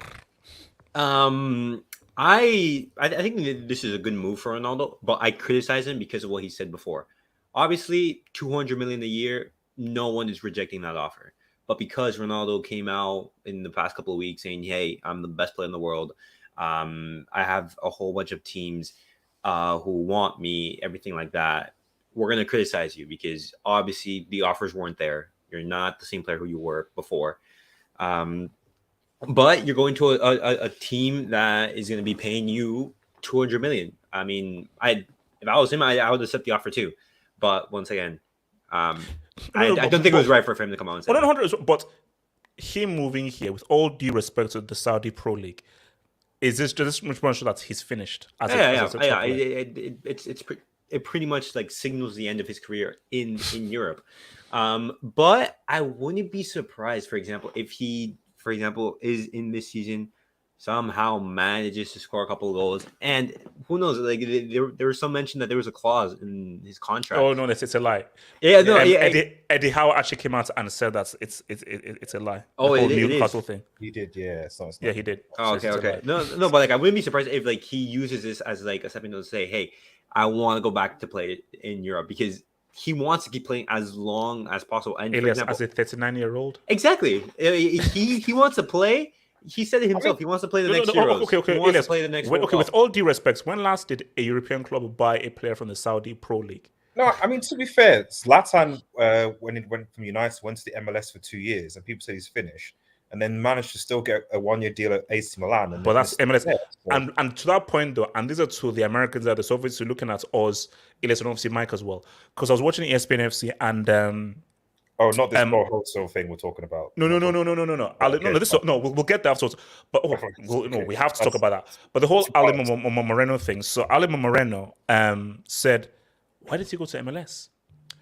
Whatever money you make in Saudi, you could almost match that with the market, the sponsorship, and how it represents you. And also in terms of going into other ventures, into acting on the industry. Like literally him going to LA Galaxy, Hollywood, LA, for someone like Cristiano, it makes so much sense. No, what I read was, or they were reporting it, the only club that could afford Ronaldo in the MLS was Sporting Kansas City.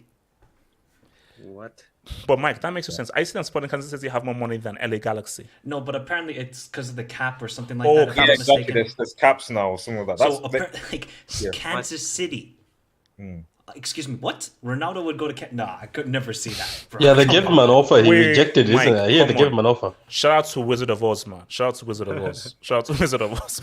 The only thing I know from Kansas City, they have good barbecue. That's it. And Wizard of Oz. Well, We're not in would Kansas Ronaldo anymore. come back to Europe, for example, if Messi manages to break his like goal scoring record in the Champions League? Elias, who's signing a 40-year-old or a 39-year-old? I know, but like Ronaldo would do everything he can to get back in the Champions League. But see, this is what's so mad.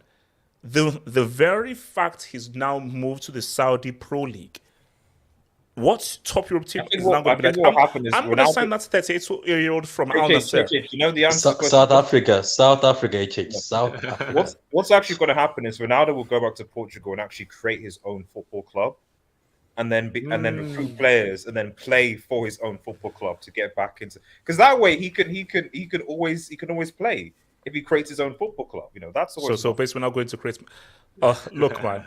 Let me hit this Jojo because before Patrick goes, let me just hit this Jojo and we'll have to talk about Chelsea status. So let me hit this real quick. Elijah, Todd B is stocking up picks for the next MLB. Yeah, that makes sense. Do you know that? You know we keep cracking these jokes. Do you think Todd Bowley actually understands how football transfers work? Or do you think he's still? Do you think he's still sort of mixing with the American mentality or so? Yes. I think he's still trying to figure out what 4-4-3 is. That's what I think. You know, has he got past 4-4-3? Because if he hasn't got past that, then are we ever going to live that down?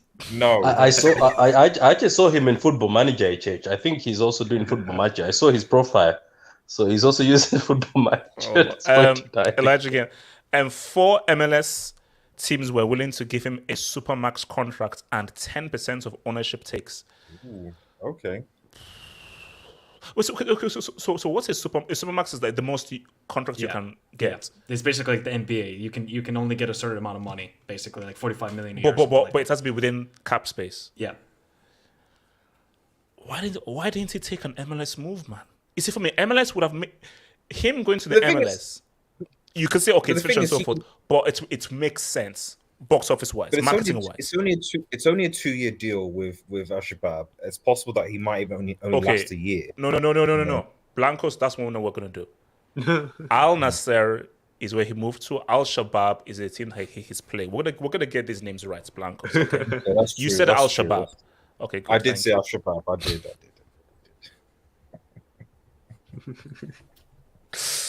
Look, respect the Saudi product. Okay, guys. Now let's talk. So before your boy Patrick gets out of here, man. Now here's the thing, guys. Chelsea against Man City. So Patrick, Can you bring up the table, please? We need to. I'm so excited to see Haaland play. Wait, why are you excited to see Haaland play? Oh, just because this entire time he's just been like resting and hibernating, and now he's able to get back on the pitch. It's gonna be super exciting to see how he. And breaks. I want to see whether this guy actually breaks that. I want to see how many goals he get. He's on 20. No. Wait, no. Hold up. Before I even hold up the table, Patrick, the cheek. So you're telling me that you have a dude who's on 21 goals, and you want to say that you shouldn't? That's. Oh, I don't know. Maybe we'll think about it. I don't really know. You have a guy on 21 goals. If you don't beat Chelsea, Patrick, you have to deactivate your social media account.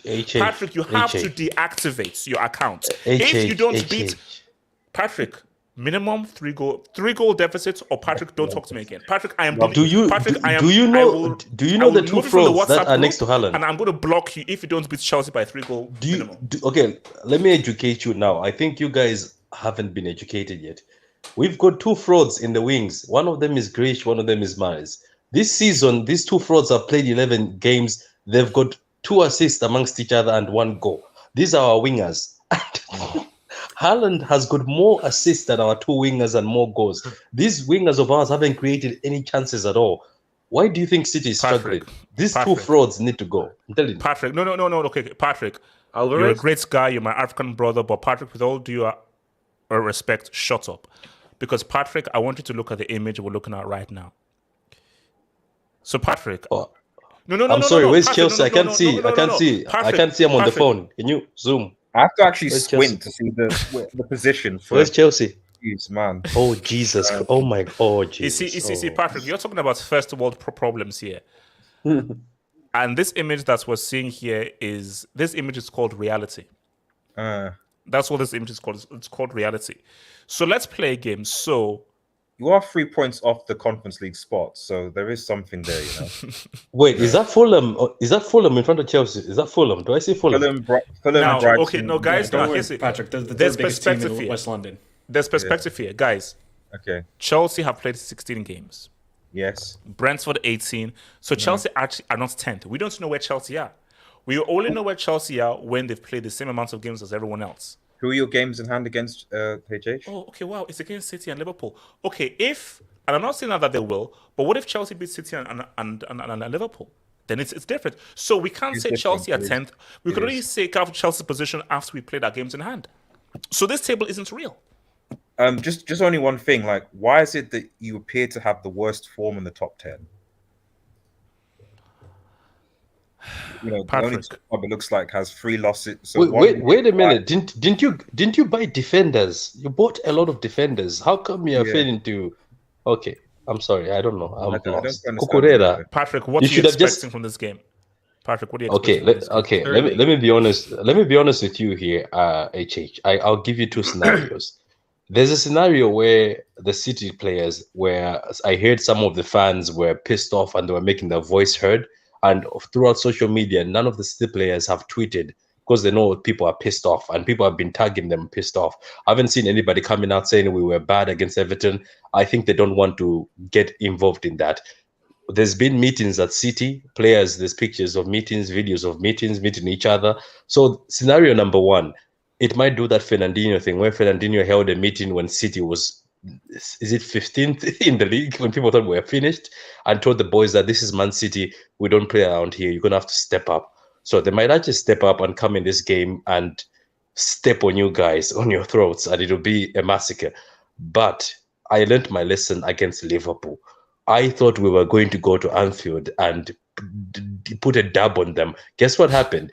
Sometimes when you're desperate as a team and you are at home, I think if this was at the Etihad, there could have been more hype because the fans would have also been saying, you just drew with Everton, what the hell are you doing? But now it's at Stamford Bridge and you guys also have the fans saying, we dare you, Potter, to lose, and he's desperate. I think this might end up being a surprise. People will be shocked what's going to happen in this game. I just have a feeling people think City will go there, but there's 2 scenarios. See the City go there and your team has given up. But if your team gives up, I swear, HH, I hope your defenders and your team haven't given up, because Haaland has been saying in interviews that I am tired of missing these 1v1s. I want 5 goals. So this might be the day. But so Patrick, as I said, there's another scenario where you guys actually beat us. There is a scenario where you guys beat Patrick, us. Patrick, this is what you know is going to happen. Patrick, what's not going to happen is your Haaland isn't doing something crazy at Stamford Bridge. Patrick, just tell. I know you know Haaland personally. Chelsea are going through a tough time right now. I don't need a Haaland 3-piece or a 4-piece at the bridge. So I'm warning you right now. Elias, what do you think about this game? Chelsea against Man City? Before I move on, let me ask you a question, right? Yes, as I said, there's a scenario that you guys are under panic. You do like Liverpool, where you give the best game because you're at home and you don't want to get embarrassed. But what if there's a scenario where, as I said, your team has actually given up, then Haaland drops a 6-piece?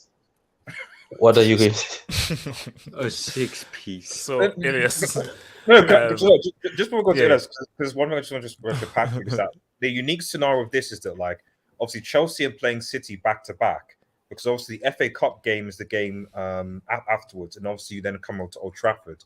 So do you think that does that play into the dynamic that now you're going away to obviously Chelsea's in the league game, and a few days later Chelsea are coming into the FA Cup? Do you think that's going to affect the dynamic? Because usually when that happens, usually it's like either City win and Chelsea win or whatever. Like, you don't tend to win both games. So yeah, you're right about that. I think to be honest with you, what I enjoy about this game is I also am sitting there saying maybe that draw is great. That before we meet in Chelsea, we drew with Everton, so now they have to win. When City draws with a bad team like that. And the fact that Arsenal have dropped points, City are looking at this as the opportunity. I think this game, though, these teams will go toe-to-toe. I think it's going to be the team that outscores the other one that wins this one. Because I don't think Chelsea are going to let go of this game that easy. They're not going to allow City to come, oh shit, I forgot. We already hit them with 6 in the past. But they're not going to allow City to come there and whoop that backside. But I'm telling you, Adias, I think Pep cares more about this game and the players will care more about this than the FA Cup. Yeah. I think they want to catch up to Arsenal. I think Pep knows little bro is embarrassing me. So let's see what Potter gives Pep and let's see if Pep is man enough to go get a win. Before I go to Ellis, I think this is a must win. It is a must win. Because when you look at this table and so forth, because again, Arsenal, a point is still a point. So if City, let's say City get a point, you fail to make up ground on Arsenal, which isn't really very good. With that huge game, February 15th, I'm coming through. City lose, disaster. Arsenal even stretch it even more. If Chelsea draw, in a more of a top 4 battle, if you think about it, because they will feel City look a lot more. I know I know, but I'm just saying City. If they draw, if what you say is correct, he's they just will be looking a at the lot more points. closer to 4th than they will be to 1st. If you think about it, it's the same amount of points, if not less. So, but sorry, I interrupted. Look, and my thing is, I mean, if Chelsea lose, you could be bot. You could be. Might not see Chelsea Football Club in terms of this projection in the top 10 next week. Adias, relax. Would we see Chelsea in Europe at all next season? Adias, when you're looking at the page on Google, you have to go next page. Next page. Go to the next page. Patrick, relax. Patrick, just hold up. No, but here's the thing, though. Do they still give the best fair play awards? Chelsea have done this before. Yeah. We may have to just win the UCL. We may have to go ahead and just win the UCL, and we know Chelsea know how. Okay, Elias, how do you think the Chelsea City game is going to go? How do you think the Chelsea City game is going to go? Chelsea's playing at home, right? City new. Yeah, okay. As Patrick said, I think this is like a must-win game because if Man City don't win this game, and as RDS said, they're closer to fighting for the top 4 than they are to beating Arsenal in order to achieve the title. They have to win, and Chelsea have to win as well because that top 4 it's not looking pretty the way that Chelsea are playing.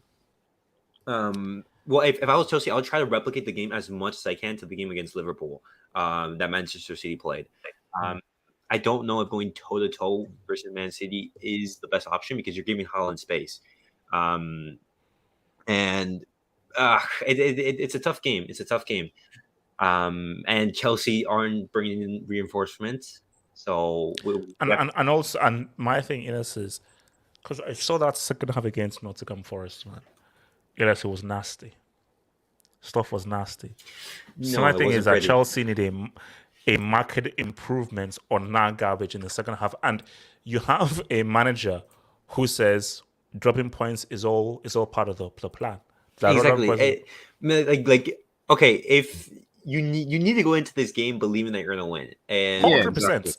And just saying that, like saying, hey, dropping points is a normal thing. That's not helpful at all for the team environment. And that is the key. Chelsea have to really go out and say we're here to beat City because I think Patrick is right. I think Pep wants to do this 3 in a row more so than winning the FA Cup. Obviously, the UCL is still the big one, but I think that for City to lose the league to Arsenal, specifically to Arteta, his understudy, is a really bad look. So for me, he is desperate that they drop points. So this is a City are super focused on winning. Super. Chelsea can't afford to lose this game. So City, my thing is that there's going to be a winner. I can't see this game ending in a draw. There will be a winner. So I see a red card in this game, to be honest. I have a feeling there's going to be a red card because I think it's going to go nasty. I have a feeling this game will go nasty. But wait. Can I ask something? Who's your striker? Who's your striker these days? Who's your striker? The Havertz, Kai Jeremiah Havertz. What's Aubameyang doing? Oh, that kid dunks on us, man. No, give me. See, no, my thing. See, and my worry is this. Anybody can jump in. We know how fired up City are. Do you think Potter knows the gravity of this situation and how serious this game is, or do you think it's like, well, dropping points is all part of the plan? You know, it's like, try your best. Keep going. The Chelsea players must know going into this game. This is what I don't like. But does Potter know? And is Potter giving a team talk to know that we have to win this game? It doesn't matter. This is the same. It's the same situation when last season when United got slapped by Liverpool at Old Trafford. I don't care if Ole Gunnar Solskjaer didn't give a speech. He probably would because he's based in United. So you'd expect he was fiery. But the reality is that, like, for your own self-respect and dignity as a man, like, you're not going to go and onto a field being paid X amount of money at home. Away is different, but at home and be like, you know what? I'm not motivated to play today. I'm just going to just like sit back and like take it in the rear from City. Like, no, like come on, like these Chelsea players have to. There's experience there. You've got Thiago Silva, Koulibaly, etc. From an experience point of view. And Raheem doesn't want Pep to have one over him after what happened to City. Is everyone fit for this game? Is everyone fit? Or are there any like key players missing? I think it's Reece James. James is injured. Oh yeah. Reece James has been so key in this game, man. He's Chelsea's best player. Yeah, yes. He's injured. Mm-hmm. So, that's a big. What happened to Ruben? Is he still around? He's injured. I think he's been injured for ages, man. Okay. Look, the guys. So no, don't blame Potter and say, "Oh, Potter needs to give a speech or something to Vala." Like the Chelsea players, they already have a CL over City, as Patrick knows. Like half of those players were playing against Manchester City. So Mount is pumped. Best player. There should be no excuse if Chelsea's not a disaster class and be like, "Oh, it was Potter's fault. The players didn't put enough efforts." That's not acceptable. That's not acceptable. So let's go on with scores. Mike, thoughts on score for the game in Chelsea City? I can't lie. I can't see Chelsea winning this game. I'm sorry, HH. Your team is just bad. Okay. So, but Mike, so just look at the table and think about what you just said. Yeah, I don't think Chelsea are going to win this game. Okay. Like 10th position, it's not looking good for you. But I always see this with these big games in the Premier League where you think, oh my God, the goals. There's a team who's bad, then there's a team who's good like Man City, and then it ends 0-0. I feel like this game could end 0-0. I could just feel like Chelsea, like, we're going to sit in a low block. We're not going to allow Haaland to score. We're not going to allow Grealish or Modric to create out wide. And we're just going to bunker down and get a draw and get a point here. I could see that happening, or I could see City winning 3-1 and annihilating you guys. So I'm going to go 3-1 City. Oz, what are you saying, man? Honestly, this is such a weird game because City are the supreme favorites in this game. Like, I don't see how you. In my mind, I'm thinking this is going to be a whitewash. This is probably going to be like 3-4-0 max. And now with no Origi, it makes it even harder for you guys. So I'm low key thinking it might be a 1-1. Something like that. A draw. I don't see a draw happening in this game. I think there has to be a win. I think based on how much of a must win it is for both sides, I think there's going to be a winner. Wait, I gotta ask this to Patrick. Patrick, why isn't Foden starting? Like, how can you have one of the best young players in the world and not start him? And you're starting. Do you want to hear what Pep said in the press? Do you like to hear what he said? He says, they asked him that why is Foden, Walker, Cancelo, Laporte, all these guys on the bench. He says, I look at people's body language in training and people who are smiling, people who are happy. So I pick the team based on body language. Then he smiles and looks away. It's been working. So yeah, it's been working. Drop that break. It's been working. So. You're picking players based on smiles. No, wait, hold on. Let me hit that.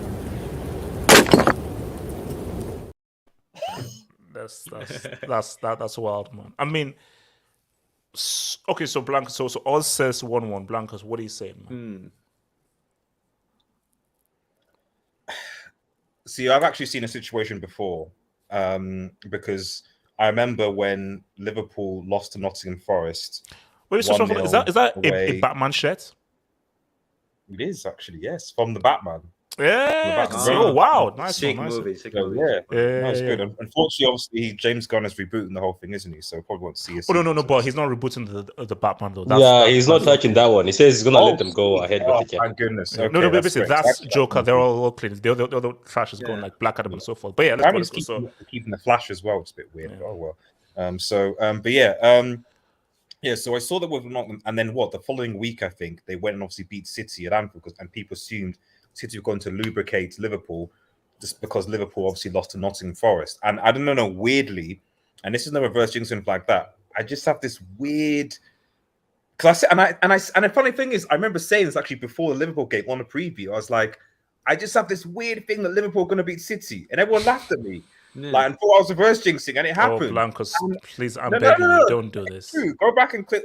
I said it, and Blancos, you know that if you say what I think you're going to say, and Chelsea lose, you're not allowed on this post-match thing and so forth. No, but he's right. He's right. Then I'll say it with chest. I said I have a weird feeling that Chelsea are going to somehow beat Manchester City. I have a weird feeling. I've just seen it start before, and I just have a weird feeling it's going to happen. I don't know how. But I think a 1-0 to Chelsea. I think a 1-0 to Chelsea, actually. I think you guys keep on that. Yeah. So a defensive masterclass from Potter, a smash and grab. Wait a minute. I heard these days Kepa is also top notch, isn't he? He's benching Mendy. He's been very good. He's been very good. Is Alvarez going to be starting this game? What is it? Is Alvarez going to be starting this game? Oh, he's not smiling in training, man. Body language. He's not smiling. So Elias, what score are you going for, Elias, man? He's not smiling. I honestly wouldn't be surprised that Chelsea do win this game, just because like when a team is such a heavy favorite. It's just I've seen this story way too many times. The obvious choice would be to go Man City, but I wouldn't be surprised if Chelsea win at all, especially being at home. But I'm gonna go for a 2-1 Man City win. It's gonna be a very tough game. See, I'm not sure that I want to actually ask Patrick, because I don't think you're gonna give me like a real answer. Because see, for me, I don't think me and Patrick should actually predict it, because our answers are going to be weighted. All I'll say is City are heavy favorites, and I just think that the consequence of City losing and losing even more ground on Arsenal, I just think will be crazy. But Chelsea losing this game, and also the other game in hand is Liverpool as well this month.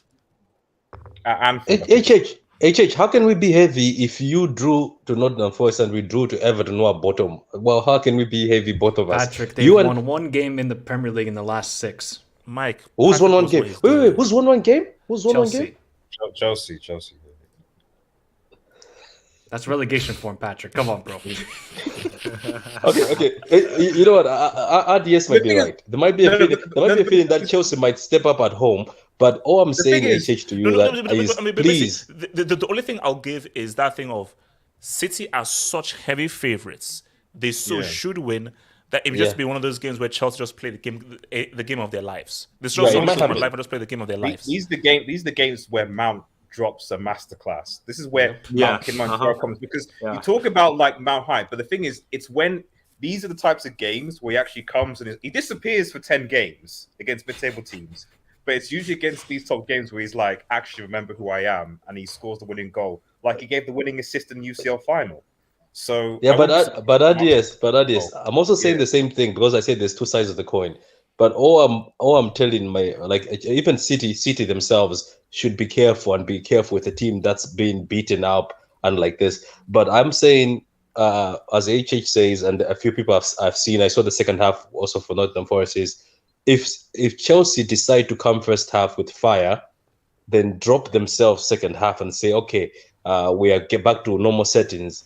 I just have a feeling that that's why it's two coins. It's either City gets slapped and get shocked. But I think if the Chelsea player, especially with Jorginho as a DM who's not that fast, he decides to say, today I'm going to sleep, I just have a feeling that people might turn off the TV, including myself, and call HH and send him some money as comfort. But anyway, well, let me bring it this way. Silence FC, just like CR37, Haaland made City worse. No. And I remember I said with all Cristiano thing is that if you're scoring your goals, it's not up to the manager to now level it. The issue with City is defensively, Yeah. they've just gotten worse. They're letting in goals that they should, like the defense, and also Diaz I think is full gaze. The defense, the kind of goals that they're letting in and the way they're letting in Diaz those is goals gone. sloppy. Diaz is gone. He is injured. It's not Diaz. It's Akanji. It's Akanji and Stones, is it? Akanji Stones or Akanji Yeah. Walker? All the goals. All the goals are Akanji. Wasn't Diaz who allowed El Nesri to pretty much out jump him for that goal against Morocco? Diaz. Yeah, but I'm saying Diaz is injured and he's gone, and Laporte now has a back injury, so it's going to be Akanji, Stones, and Ake. Ooh. That's a brick defense. And Ederson in No, goal. I wouldn't say about that Ake. I wouldn't say about that Ake. Ake, I wouldn't say that about Ake. Ake's all right. But, Felix is close to joining United. Wages, loan fee. Well, let's see what happens. No, but I think the closest I think might be United. United seems to be the closest to making the deal happen. But again, are United going to pay for a team that apparently are broke? Are they paying 23 mil for a 6-month loan? I don't think so. Instead of fixing the toilets, no, I don't want. Elijah, no. There will be a live stream if Chelsea baptize City. If Chelsea baptize City, we're talking like 5-0, or there'll be a live stream. If Chelsea win, no. If Chelsea like destroys City, how hell there'll be a live stream, because that's what generally is shocking. Sorry, HH Shortens of Fabrizio's just tweeted, I think 5 minutes ago, was about the Enzo deal. Enzo Fernandez deal, as things stand, Chelsea and Benfica have not scheduled new meetings after talks collapsed. Rui Costa always said 120 mil clause or no way. Chelsea verbally discussed that with Benfica. Then official bid was 85 mil. Wait, no. So basically, he said 20 mil, no deal. And Chelsea were like, sure. And then submitted 85 mil. Wait, hold on. Americans like that. Americans like doing that. Americans like doing that. So first of all, shout out to Casey. Could it be a print of? Oh, was this the 6-1? Yeah. 6-0. Casey, No, worry about 6-0. Europa It League. was 6-0. 6-0. Wait, was Hazard on? Higuain was crying. Yeah, the one Higuain was crying. 6-0. Casey, worry about Europa League. Worry about Europa League against United, man. And also worry about Intercity. Worry about Intercity. All right, here we go.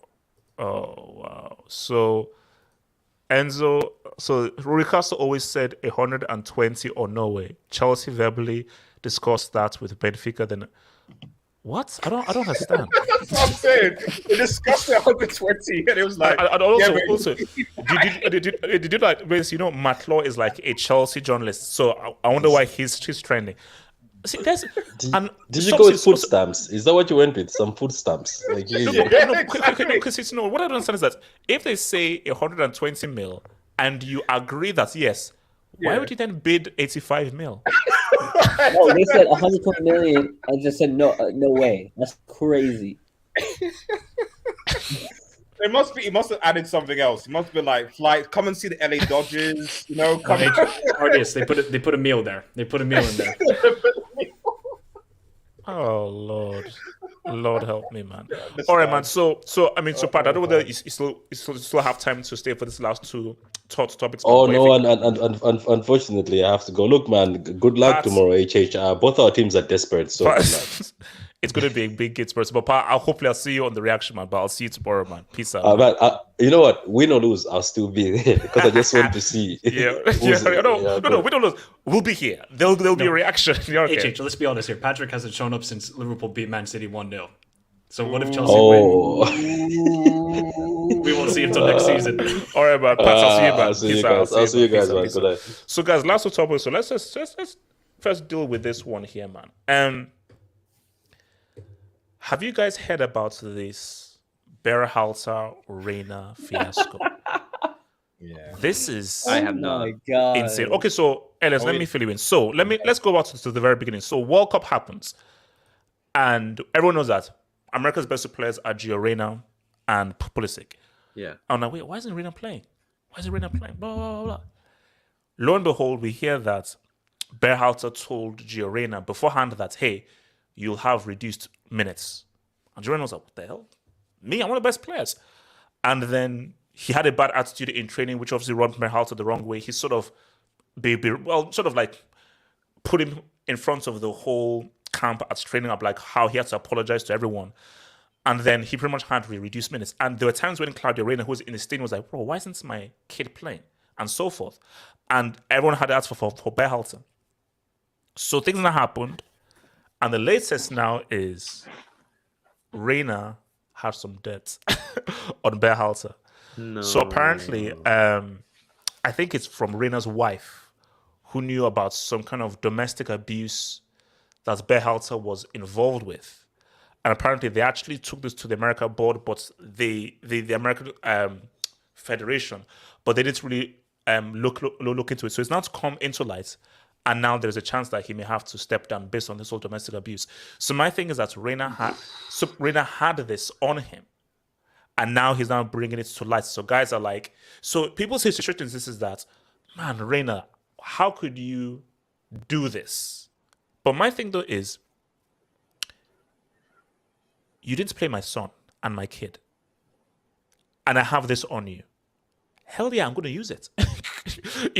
Hell yeah, I'm going to use it. So my thing is, I think, in my view, it's all fair game. Because if I was in Claudio Reyna's position, 1,000% I would do it. Because for Berhalter, I think it's something personal in how he didn't have Gio Reyna there. Maybe it's something personal with him and Claudio Reyna happened. So, and the fact that Reyna would actually come out and do this means that there is something personal that's happening between him and Berhalter. So, but Mike, how do you see this whole situation? Was Reyna right?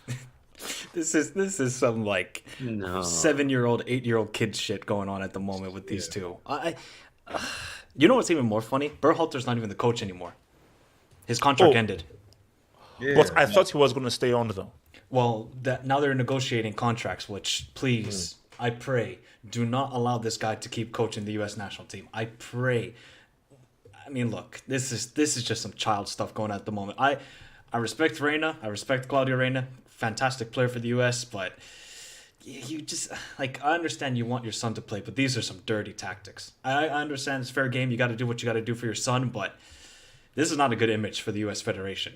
This is not a good image on Greg, and the biggest thing would be, this would be such a huge shame that a player of Giovanni Reyna's quality never plays for the U.S. national team again. Because if Greg stays, I don't see how Reyna plays it. Oh, no way. No chance. Yeah, no, but my thing though is, especially in the world that we're living in and so forth, call it cancel culture and so forth, if this domestic abuse stuff is true, how the hell does he stay? Yeah, that as well. Because I think people say he has the job because he's got links in the federation.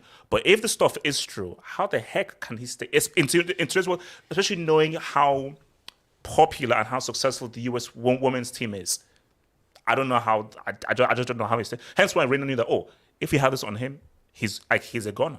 Yeah, he's a goner. I honestly have no clue how this situation is going to go out. All I hope for is, Greg, you get sacked and you don't become U.S. national. That's America's best chance in 2026 is Berhalter gets sacked. Exactly. So and also Giovanni Reyna is a key part in the national team. Key, not just on the bench, just rotting away. He is starting and he is the best player on that team because Giovanni Reyna is quality. He's and also look, Pulisic did well. He's better than Pulisic.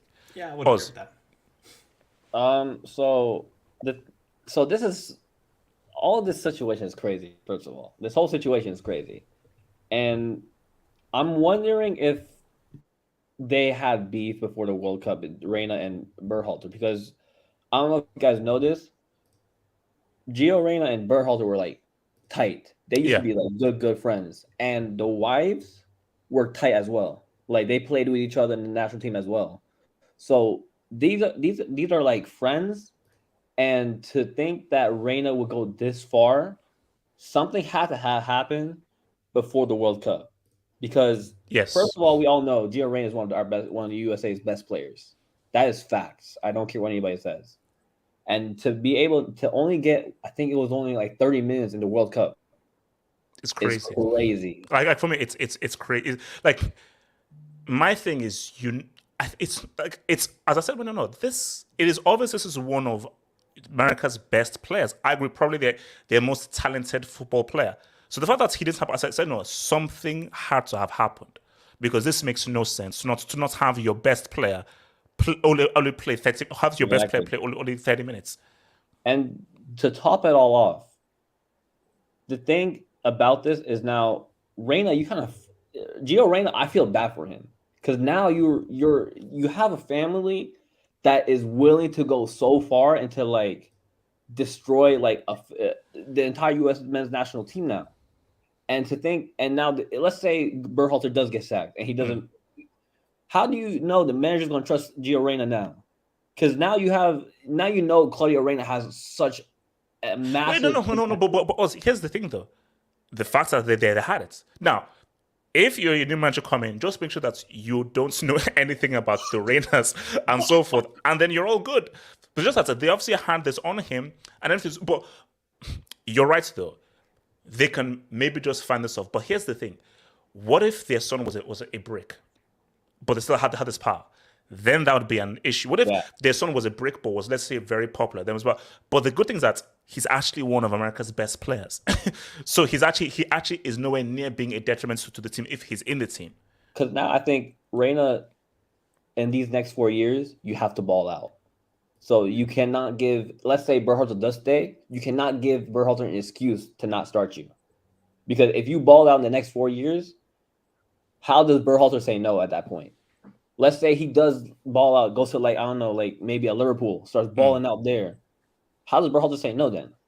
So you have to, it's all in your hands. Reyna, it's all in your hands. You have to start balling out. So it's such a crazy situation. And the thing the Reynas has this in their locker is crazy in my opinion. Because this is next level crazy. This is next level BS, bro. Coming to America. Look,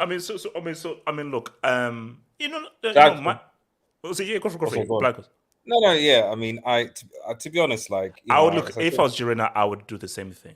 I'd do the same thing. To be honest, I'm not going to go with. I'd do the same thing. So I don't like the idea that, like, regardless of how talented players, they can get away with blackmail. To be honest, so because I get sort of Rabiot vibes there. So, but probably even worse with this because like it's effectively blackmail, and domestic abuse is a very very or violence in this woman is a very very serious topic, and the fact that you're using that, okay, you have this information, so why didn't you use? Why didn't you use it earlier?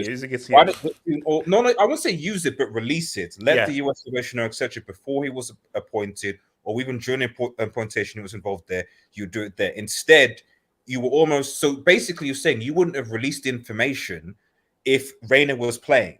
So if Reyna was playing and it was put, then you would have been hush hush. For me, that's but hold on, Blancos. Here's the thing, though. Let me give you this angle. What if before the World Cup they were friends, they were cool, so they knew about this, but like because we're so friends and we're tight, hey, I'll do you a solid. I'm going to keep this silent because we're such good friends, but something happened. Yeah, so that's my point. So the point is that like you knew about it, okay, but you didn't, and you because the whole point of you releasing it is you're releasing it now. The negative situation, you're saying this is obviously clearly negative because of the nature of because of domestic abuse against women, violence, etc. So you want to get him not sacked but new contract, whatever it is. Yeah, it clearly is to disrupt his reputation, and so he doesn't play for USMNT again. Fine, whatever. But the point is that like the fact that you would having that knowledge and you're doing it for the explicit purpose of almost getting one over because your boy didn't play, like is quite disgusting in my personal opinion. Like it's domestic violence is a serious topic. The fact that you're using it in a way to sort of be like, right, but I'm doing it because I want to get on my back on my boy for not playing is but the point you're saying is that you're saying that they should have just released it when Berhalter was hired. No, I'm saying that the reason why this is such a big deal is because this is domestic violence abuse against the women. Correct. Yeah. The point is that, and you're releasing it now because of or you're releasing it because of course this is going to be this is very very detrimental, very very serious, and then the consequences are going to happen to the American coach, right? Yeah. The point I'm trying to make is that like knowing that the fact that you decide to release it now instead of earlier is very sinister, because what you're essentially saying is that violence against women, domestic violence, is Can just be something used as a ploy. Yeah. ploy and stuff like that, which for me is disgusting. And this is coming from the American Association of people that are lecturing Qatar and World Cup and all these things, stuff like that. Everyone's dirty, man. Everyone, blah blah blah. And here you are, like, just basically making light ultimately of domestic abuse. Like, but the thing is, Tate, you're not going to see any media reports going to be talking about it. Everyone's going to be hush hush, and it's fine. I don't think it should be everywhere. The point of the matter is that like clean up your own crap before you point to someone else's. It's as simple as that. Sorry, I just want to add to what RGS says. So the thing is, the reason why it was so surprising Reyna wasn't playing was because before the World Cup, the Gold Cup, Reyna started every single game. He didn't play in the Gold Cup. Sorry. Oh, the what competition before that? I don't remember. You could say, yeah. Because the thing is, Reyna was playing. So the thing is, something happened between the World Cup starting and qualification, because it didn't even make sense at the beginning. Because how does he play most of the games, and then out of nowhere he stops playing? And to add to RDS's thing, they brought it up because he stopped playing. So that's why the situation is so crazy about it. So it is really brief on Six on Dubs. I mean, actually, sorry. Yeah. Can I just quickly say something? Yeah. This is from, I don't know if this is true. This is from Greg Berhalter, but he says that what Claudio Reyna won't tell you about this incident is that he had a part in it. I caught him with my wife that night. We have despised each other ever since. Yeah. Now, I don't know how true this is. Wait, hold on. Wait, repeat that. Okay, I'll repeat it. What Claudio Reyna won't tell you about the incident is he had a part in it. I caught him with my wife that night. We have despised each other ever since. Now, I don't know how true that is, but... Is this like bold and beautiful, like exactly, like Sunset's Beach, bold? I mean, what the hell? What is this like, doing on... like Dawson's Creek or something? What the hell is this? I don't know if this is true or not. If it's true, because he was angry that his best friend was cheating on. Oh my god! Look, this is just only in America. No. For me, I swear to you, something happened between two of these guys, because that Giorena thing doesn't make sense. It had to be something personal. Yeah, and I think because something personal thing, 100%. Yeah. And it all makes sense. Because I say it makes no logical sense how one of your best players isn't playing. So Berhalter was like, to get back at Claudio Reyna, I'm not going to play your son. So you're really not going to do this? No, it makes sense. But that harms because imagine the US team. Elias, that's why Berhalter should be sacked. Yeah, exactly. Just because if you're doing that to spark the Claudio Reyna thing, 100% you should be sacked, because the bloody national team shouldn't suffer because of some kind of beef. Because let's be real, Mike. Now let's just be clear. We don't know whether that is true. True, yeah. We don't know if it's true. Yeah. I think it would make sense, because I'm like, why would you not play one of your team's best players? If obviously you may have some history and you're doing it out of some personal grudge. You do know what's true though? Reyna coming into that Netherlands game changed the whole entire game for the US. Yeah. So Berhalter doesn't have a leg to stand on now. So if you're the US men's national team, you have to just clear the situation completely. Get rid of Berhalter and just start fresh. Look, my thing again, look. Mike just said that we don't know that it's true. We don't know whether it's true. All I'm saying is that let's watch this space and see whatever happens. So can I add a twist it? What happens? Yeah. You know, with affairs and stuff like that. What happens if actually, to further add to the complication, Berhalter is actually Gio Reyna's actual father? Then Blancos, if that happens, 2024. Directed by Martin Scorsese, written by Tarantino, and 2025, we're getting an Oscar award. Then we have ourselves an Oscar. We have ourselves an Oscar. So Elias, really brief, just really brief. Your general take on this whole Reyna? No. I think I agree a lot with what RDS said. This is a terrible situation, and like on top of that, this harms this beef between them just harms the national team, because they went into this World Cup with the team wasn't in such great form, but a very young team, which could learn a lot, and they gave a very good game against the Netherlands. And I think bringing in that toxic environment just made things worse. And then especially when you're not playing one of your best players, it harms the environment.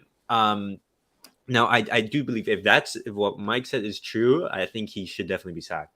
That should not be affecting the national team at all.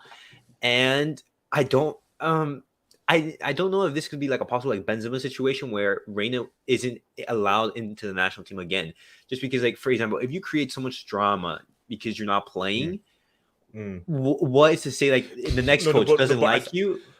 The difference is Benzema instigated that drama. For Gio Reyna, it's nothing that he's really done. But that's the thing. But that's the thing. Gio Reyna, sorry, maybe it's a bit similar to Benzema that Gio Reyna actually did know. Maybe Gio Reyna did actually know, and he actually threatens the coach with the information. And so based on that blackmailing situation, he was like, hey, I'm going to, just like Benzema, you're involved in blackmail, you're trying to blackmail me. No, you're gone. But sorry, that's interrupted you. But no, yeah, he just basically expanded my point. I don't know if the national team would want a player just that is had that pass. I don't know. And also, especially because I think what's very key is 20. I told you my first World Cup was in '94. I don't know how big that was for America and everything.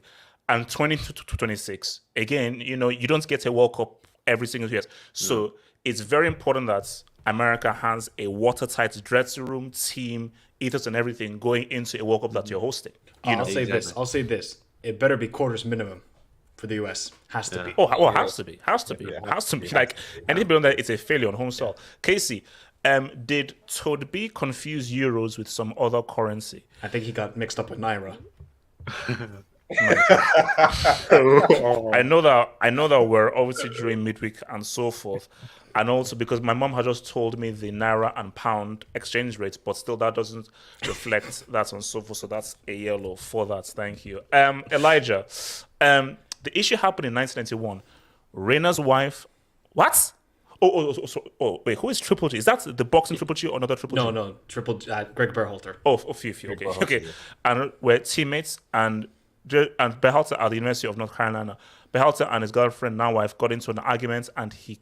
Oh, damn. Well, we know why they got into an argument, don't we?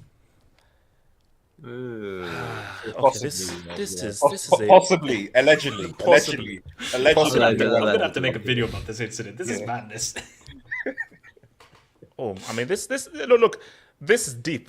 This is deep. All I'm saying is, that's why you get you get tested sometimes. Okay, last thing, man. So last thing, and I'll be over here, guys, I'm conflicted. Maradona narrative or USMNT narrative? I don't know which narrative I want more.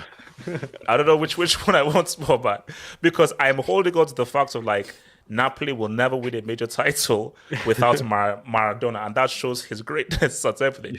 But let me show you guys the table. So Napoli have lost their very first game this season, guys. So Streets, talk to me, man. Streets, talk to me. What are we saying? Streets, what are we saying? Is this the beginning of the end for Napoli? And is it for Milan and Juve to say what's up? Because again, for me, I always said that. Same thing with Arsenal. That first game after the World Cup break is crucial. That the very first game after the World Cup break is crucial. So Arsenal, boom, back running and so forth. Now, here's the real. It's Inter Milan. It's at the San Siro, so it was always going to be a tough game. But just losing that era of invincibility, could this now be a team that now spirals out of control? Because look, I mean, it's still a good cushion. 5 points is a good cushion. But again, guys have said that, Spalletti, whenever he's under pressure, cannot say anything. Because let's be real, this is Napoli's best chance to win this league. Juve needed a 91st minute goal against Cremonese to even beat them. So it's still a Juve that's still trying to say what's up. So, I mean, Elias, what are you saying? Do you still believe Napoli can emulate Maradona, or Milan and Juve, they smell blood? I have to see how Napoli react in their next game. I have to see how if Napoli is able to bounce back. Because if they lose the next game, then I think it becomes that title challenge becomes very tough. And on top of that, we have to see how they do in the Champions League. Because, for example, let's say they get knocked out of the Champions League very early. they only have the league to focus on. So I don't know. We have to see. I say it's too soon to give up on Napoli. I think Napoli's are still the favorites to win the Serie A, but we have to see. We have to see if they're able to basically bounce back from this loss. Also, someone just said it in the streets. You know, Juve could be going to Serie B very soon. Because, it doesn't affect them on the field. Mike, are you sure? Wait, Mike, these guys were cooking the books. Yeah, it's going to affect them in the transfers and everything, but I don't think it will affect them points-wise, I think. So Mike, what do you say, man? Napoli, man. It was a really good game. I don't know if people watched it. No, good game. It was really good game. Very good game. I feel like... But Enzo were the better team. They were the better Inter team. fully deserved it. I mean, look, Lukaku should have had 2 assists in this game. He should have. What was called? I think it was Damian who missed that. The right foot. And then at the back post, DiMarco. DiMarco. Oh, that's awful. He shot it for a throw-in. Yeah, that was awful, man. No, so I think this is going down to the wire. Now, I saw RDS tweet this out. If Juventus win this Serie A, without Pogba, without Di Maria for most of the season, and all the injuries, and that it is dud. I don't care what anybody says. Yes, it's Juventus. Yes, they have good players. It is dud because of all this. Induct the league, though. Induct the league. And this is after we were saying like how bad Juventus were after being knocked out of the Champions League. We were cracking jokes. Cracking jokes about Juve. So I think this is going to go down to the wire. And personally, I think it will be a 4-team race. I think it will be these top 4. I think Inter, Juventus, Milan, Napoli. It will all come down to these 4 teams.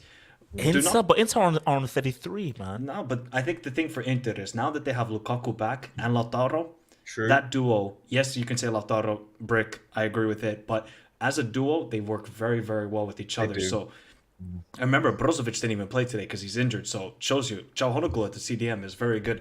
I think for Napoli, it just wasn't their game. Kivica didn't do much in the game. Osimhen, shockingly bad. So I feel like Napoli will bounce back, but they're not going to win this league easily. This is going to go down to the wire. Now, I think it's next week. It is Napoli versus Juventus.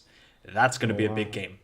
That's going to be a big game. I think this is going to be the most entertaining league. Oh no, it's already been amazing. Oh no, so it's Sampdoria. Then they play Juventus Friday night. Ooh, cannot wait. Ooh. That's a big game. Yep. You see, that's what I'm saying. Because for me, if Napoli now, because for me, yeah, man, I think that's going to be key. If Juve beats Napoli, I think that's it. It's open season.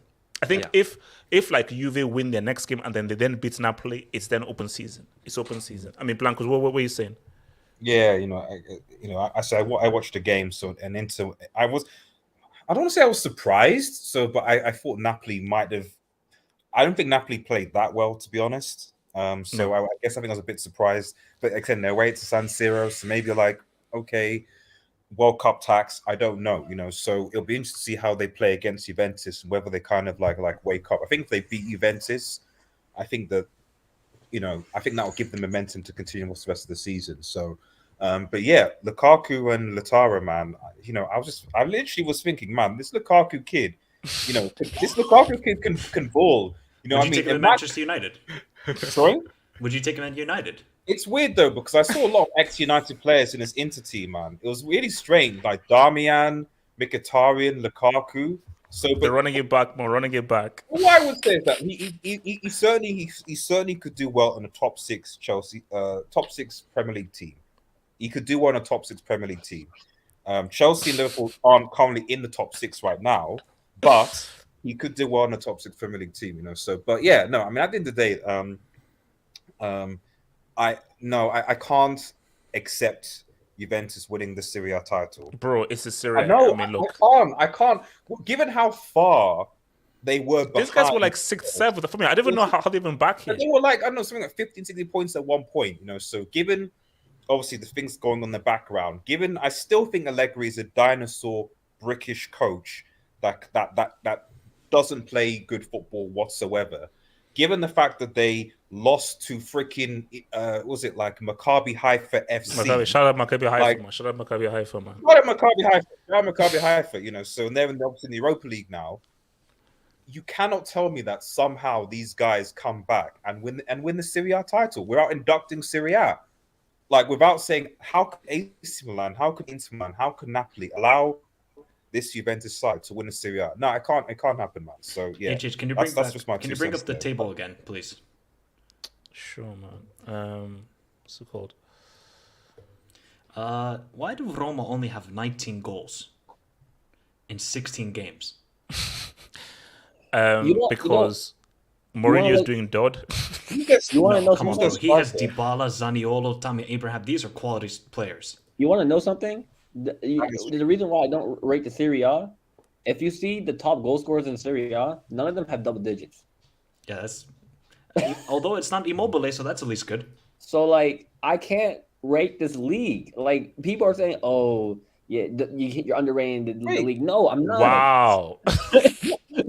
I'm not. Shout out to Unzola, but who is Unzola? Shout out to the Angolan and Zola, man. Shout out to him. Wait, excuse me? Lukman? Wait, what is this? Yeah, shout out to Adam Lukman, bro. He's been quality for Atalanta. Yeah. Yeah. But how? Wait, Osimhen is on nine. So nobody has double digits. Wait, wouldn't it be funny if two Nigerian players were the two top goal scorers? You guys didn't qualify to the World Cup. Come on. Wow, just. Actually, looking at that league, like, do Roma actually have the same amount of goal scorers as Chelsea? Because Chelsea They have have less. 19, but Chelsea Chelsea have have 20. less. No, Chelsea have 20, sorry. Chelsea have 2019. Okay, fine. So- I disagree with Oz, by the way. He's saying that the league is terrible. Didn't 3 Serie A teams make it to the round of 16 of the Champions League? And only 1 La Liga team? Yeah. That is true. That is true. I'll That give is you true. that. Wait, hold on, wait, Elias, what happened to Barca? I thought Barca qualified from their group, their UCL group. See about that. Just we had injury tax. You No. know, our best players were injured. And then No, Elijah, the you robbery. clowned me and in Eric. The clowned me and Eric for the whole Oh, summer. You they're clowned winning us for the whole Europa summer. No, stop. They're winning Europa League. Relax. Yeah. Where Exactly. United are finished. That's a United big finished game. against That's Barca. a That's a big huge game. game. That's a huge. That's a United big game. That's are And on top of that, like finished Manchester against United are playing well. So like, Wait, Elias, how are you guys almost losing to a Sim City team? I don't even want to talk. Well, actually, I don't They even don't- care they what don't happens at have a Barcelona badge. right Guys, now. Man, no. Messi won the World Cup. I'm happy. I'm No, happy. guys. No, Elias. No, Elias. If I have no, Elias, you are suffering through battles so forth. Okay, you guys have good times. Okay, the World Cup is gone. Haha, lovely and everything. I want to see that Barca jersey on you next time. I want to see that Barca hey, jersey. No, No, I watched the Barca game today, and that team. Oh my god, you couldn't watch it. Just no one performed well. And Guys, you had I first team seriously players thought this playing was a against the threat. third division.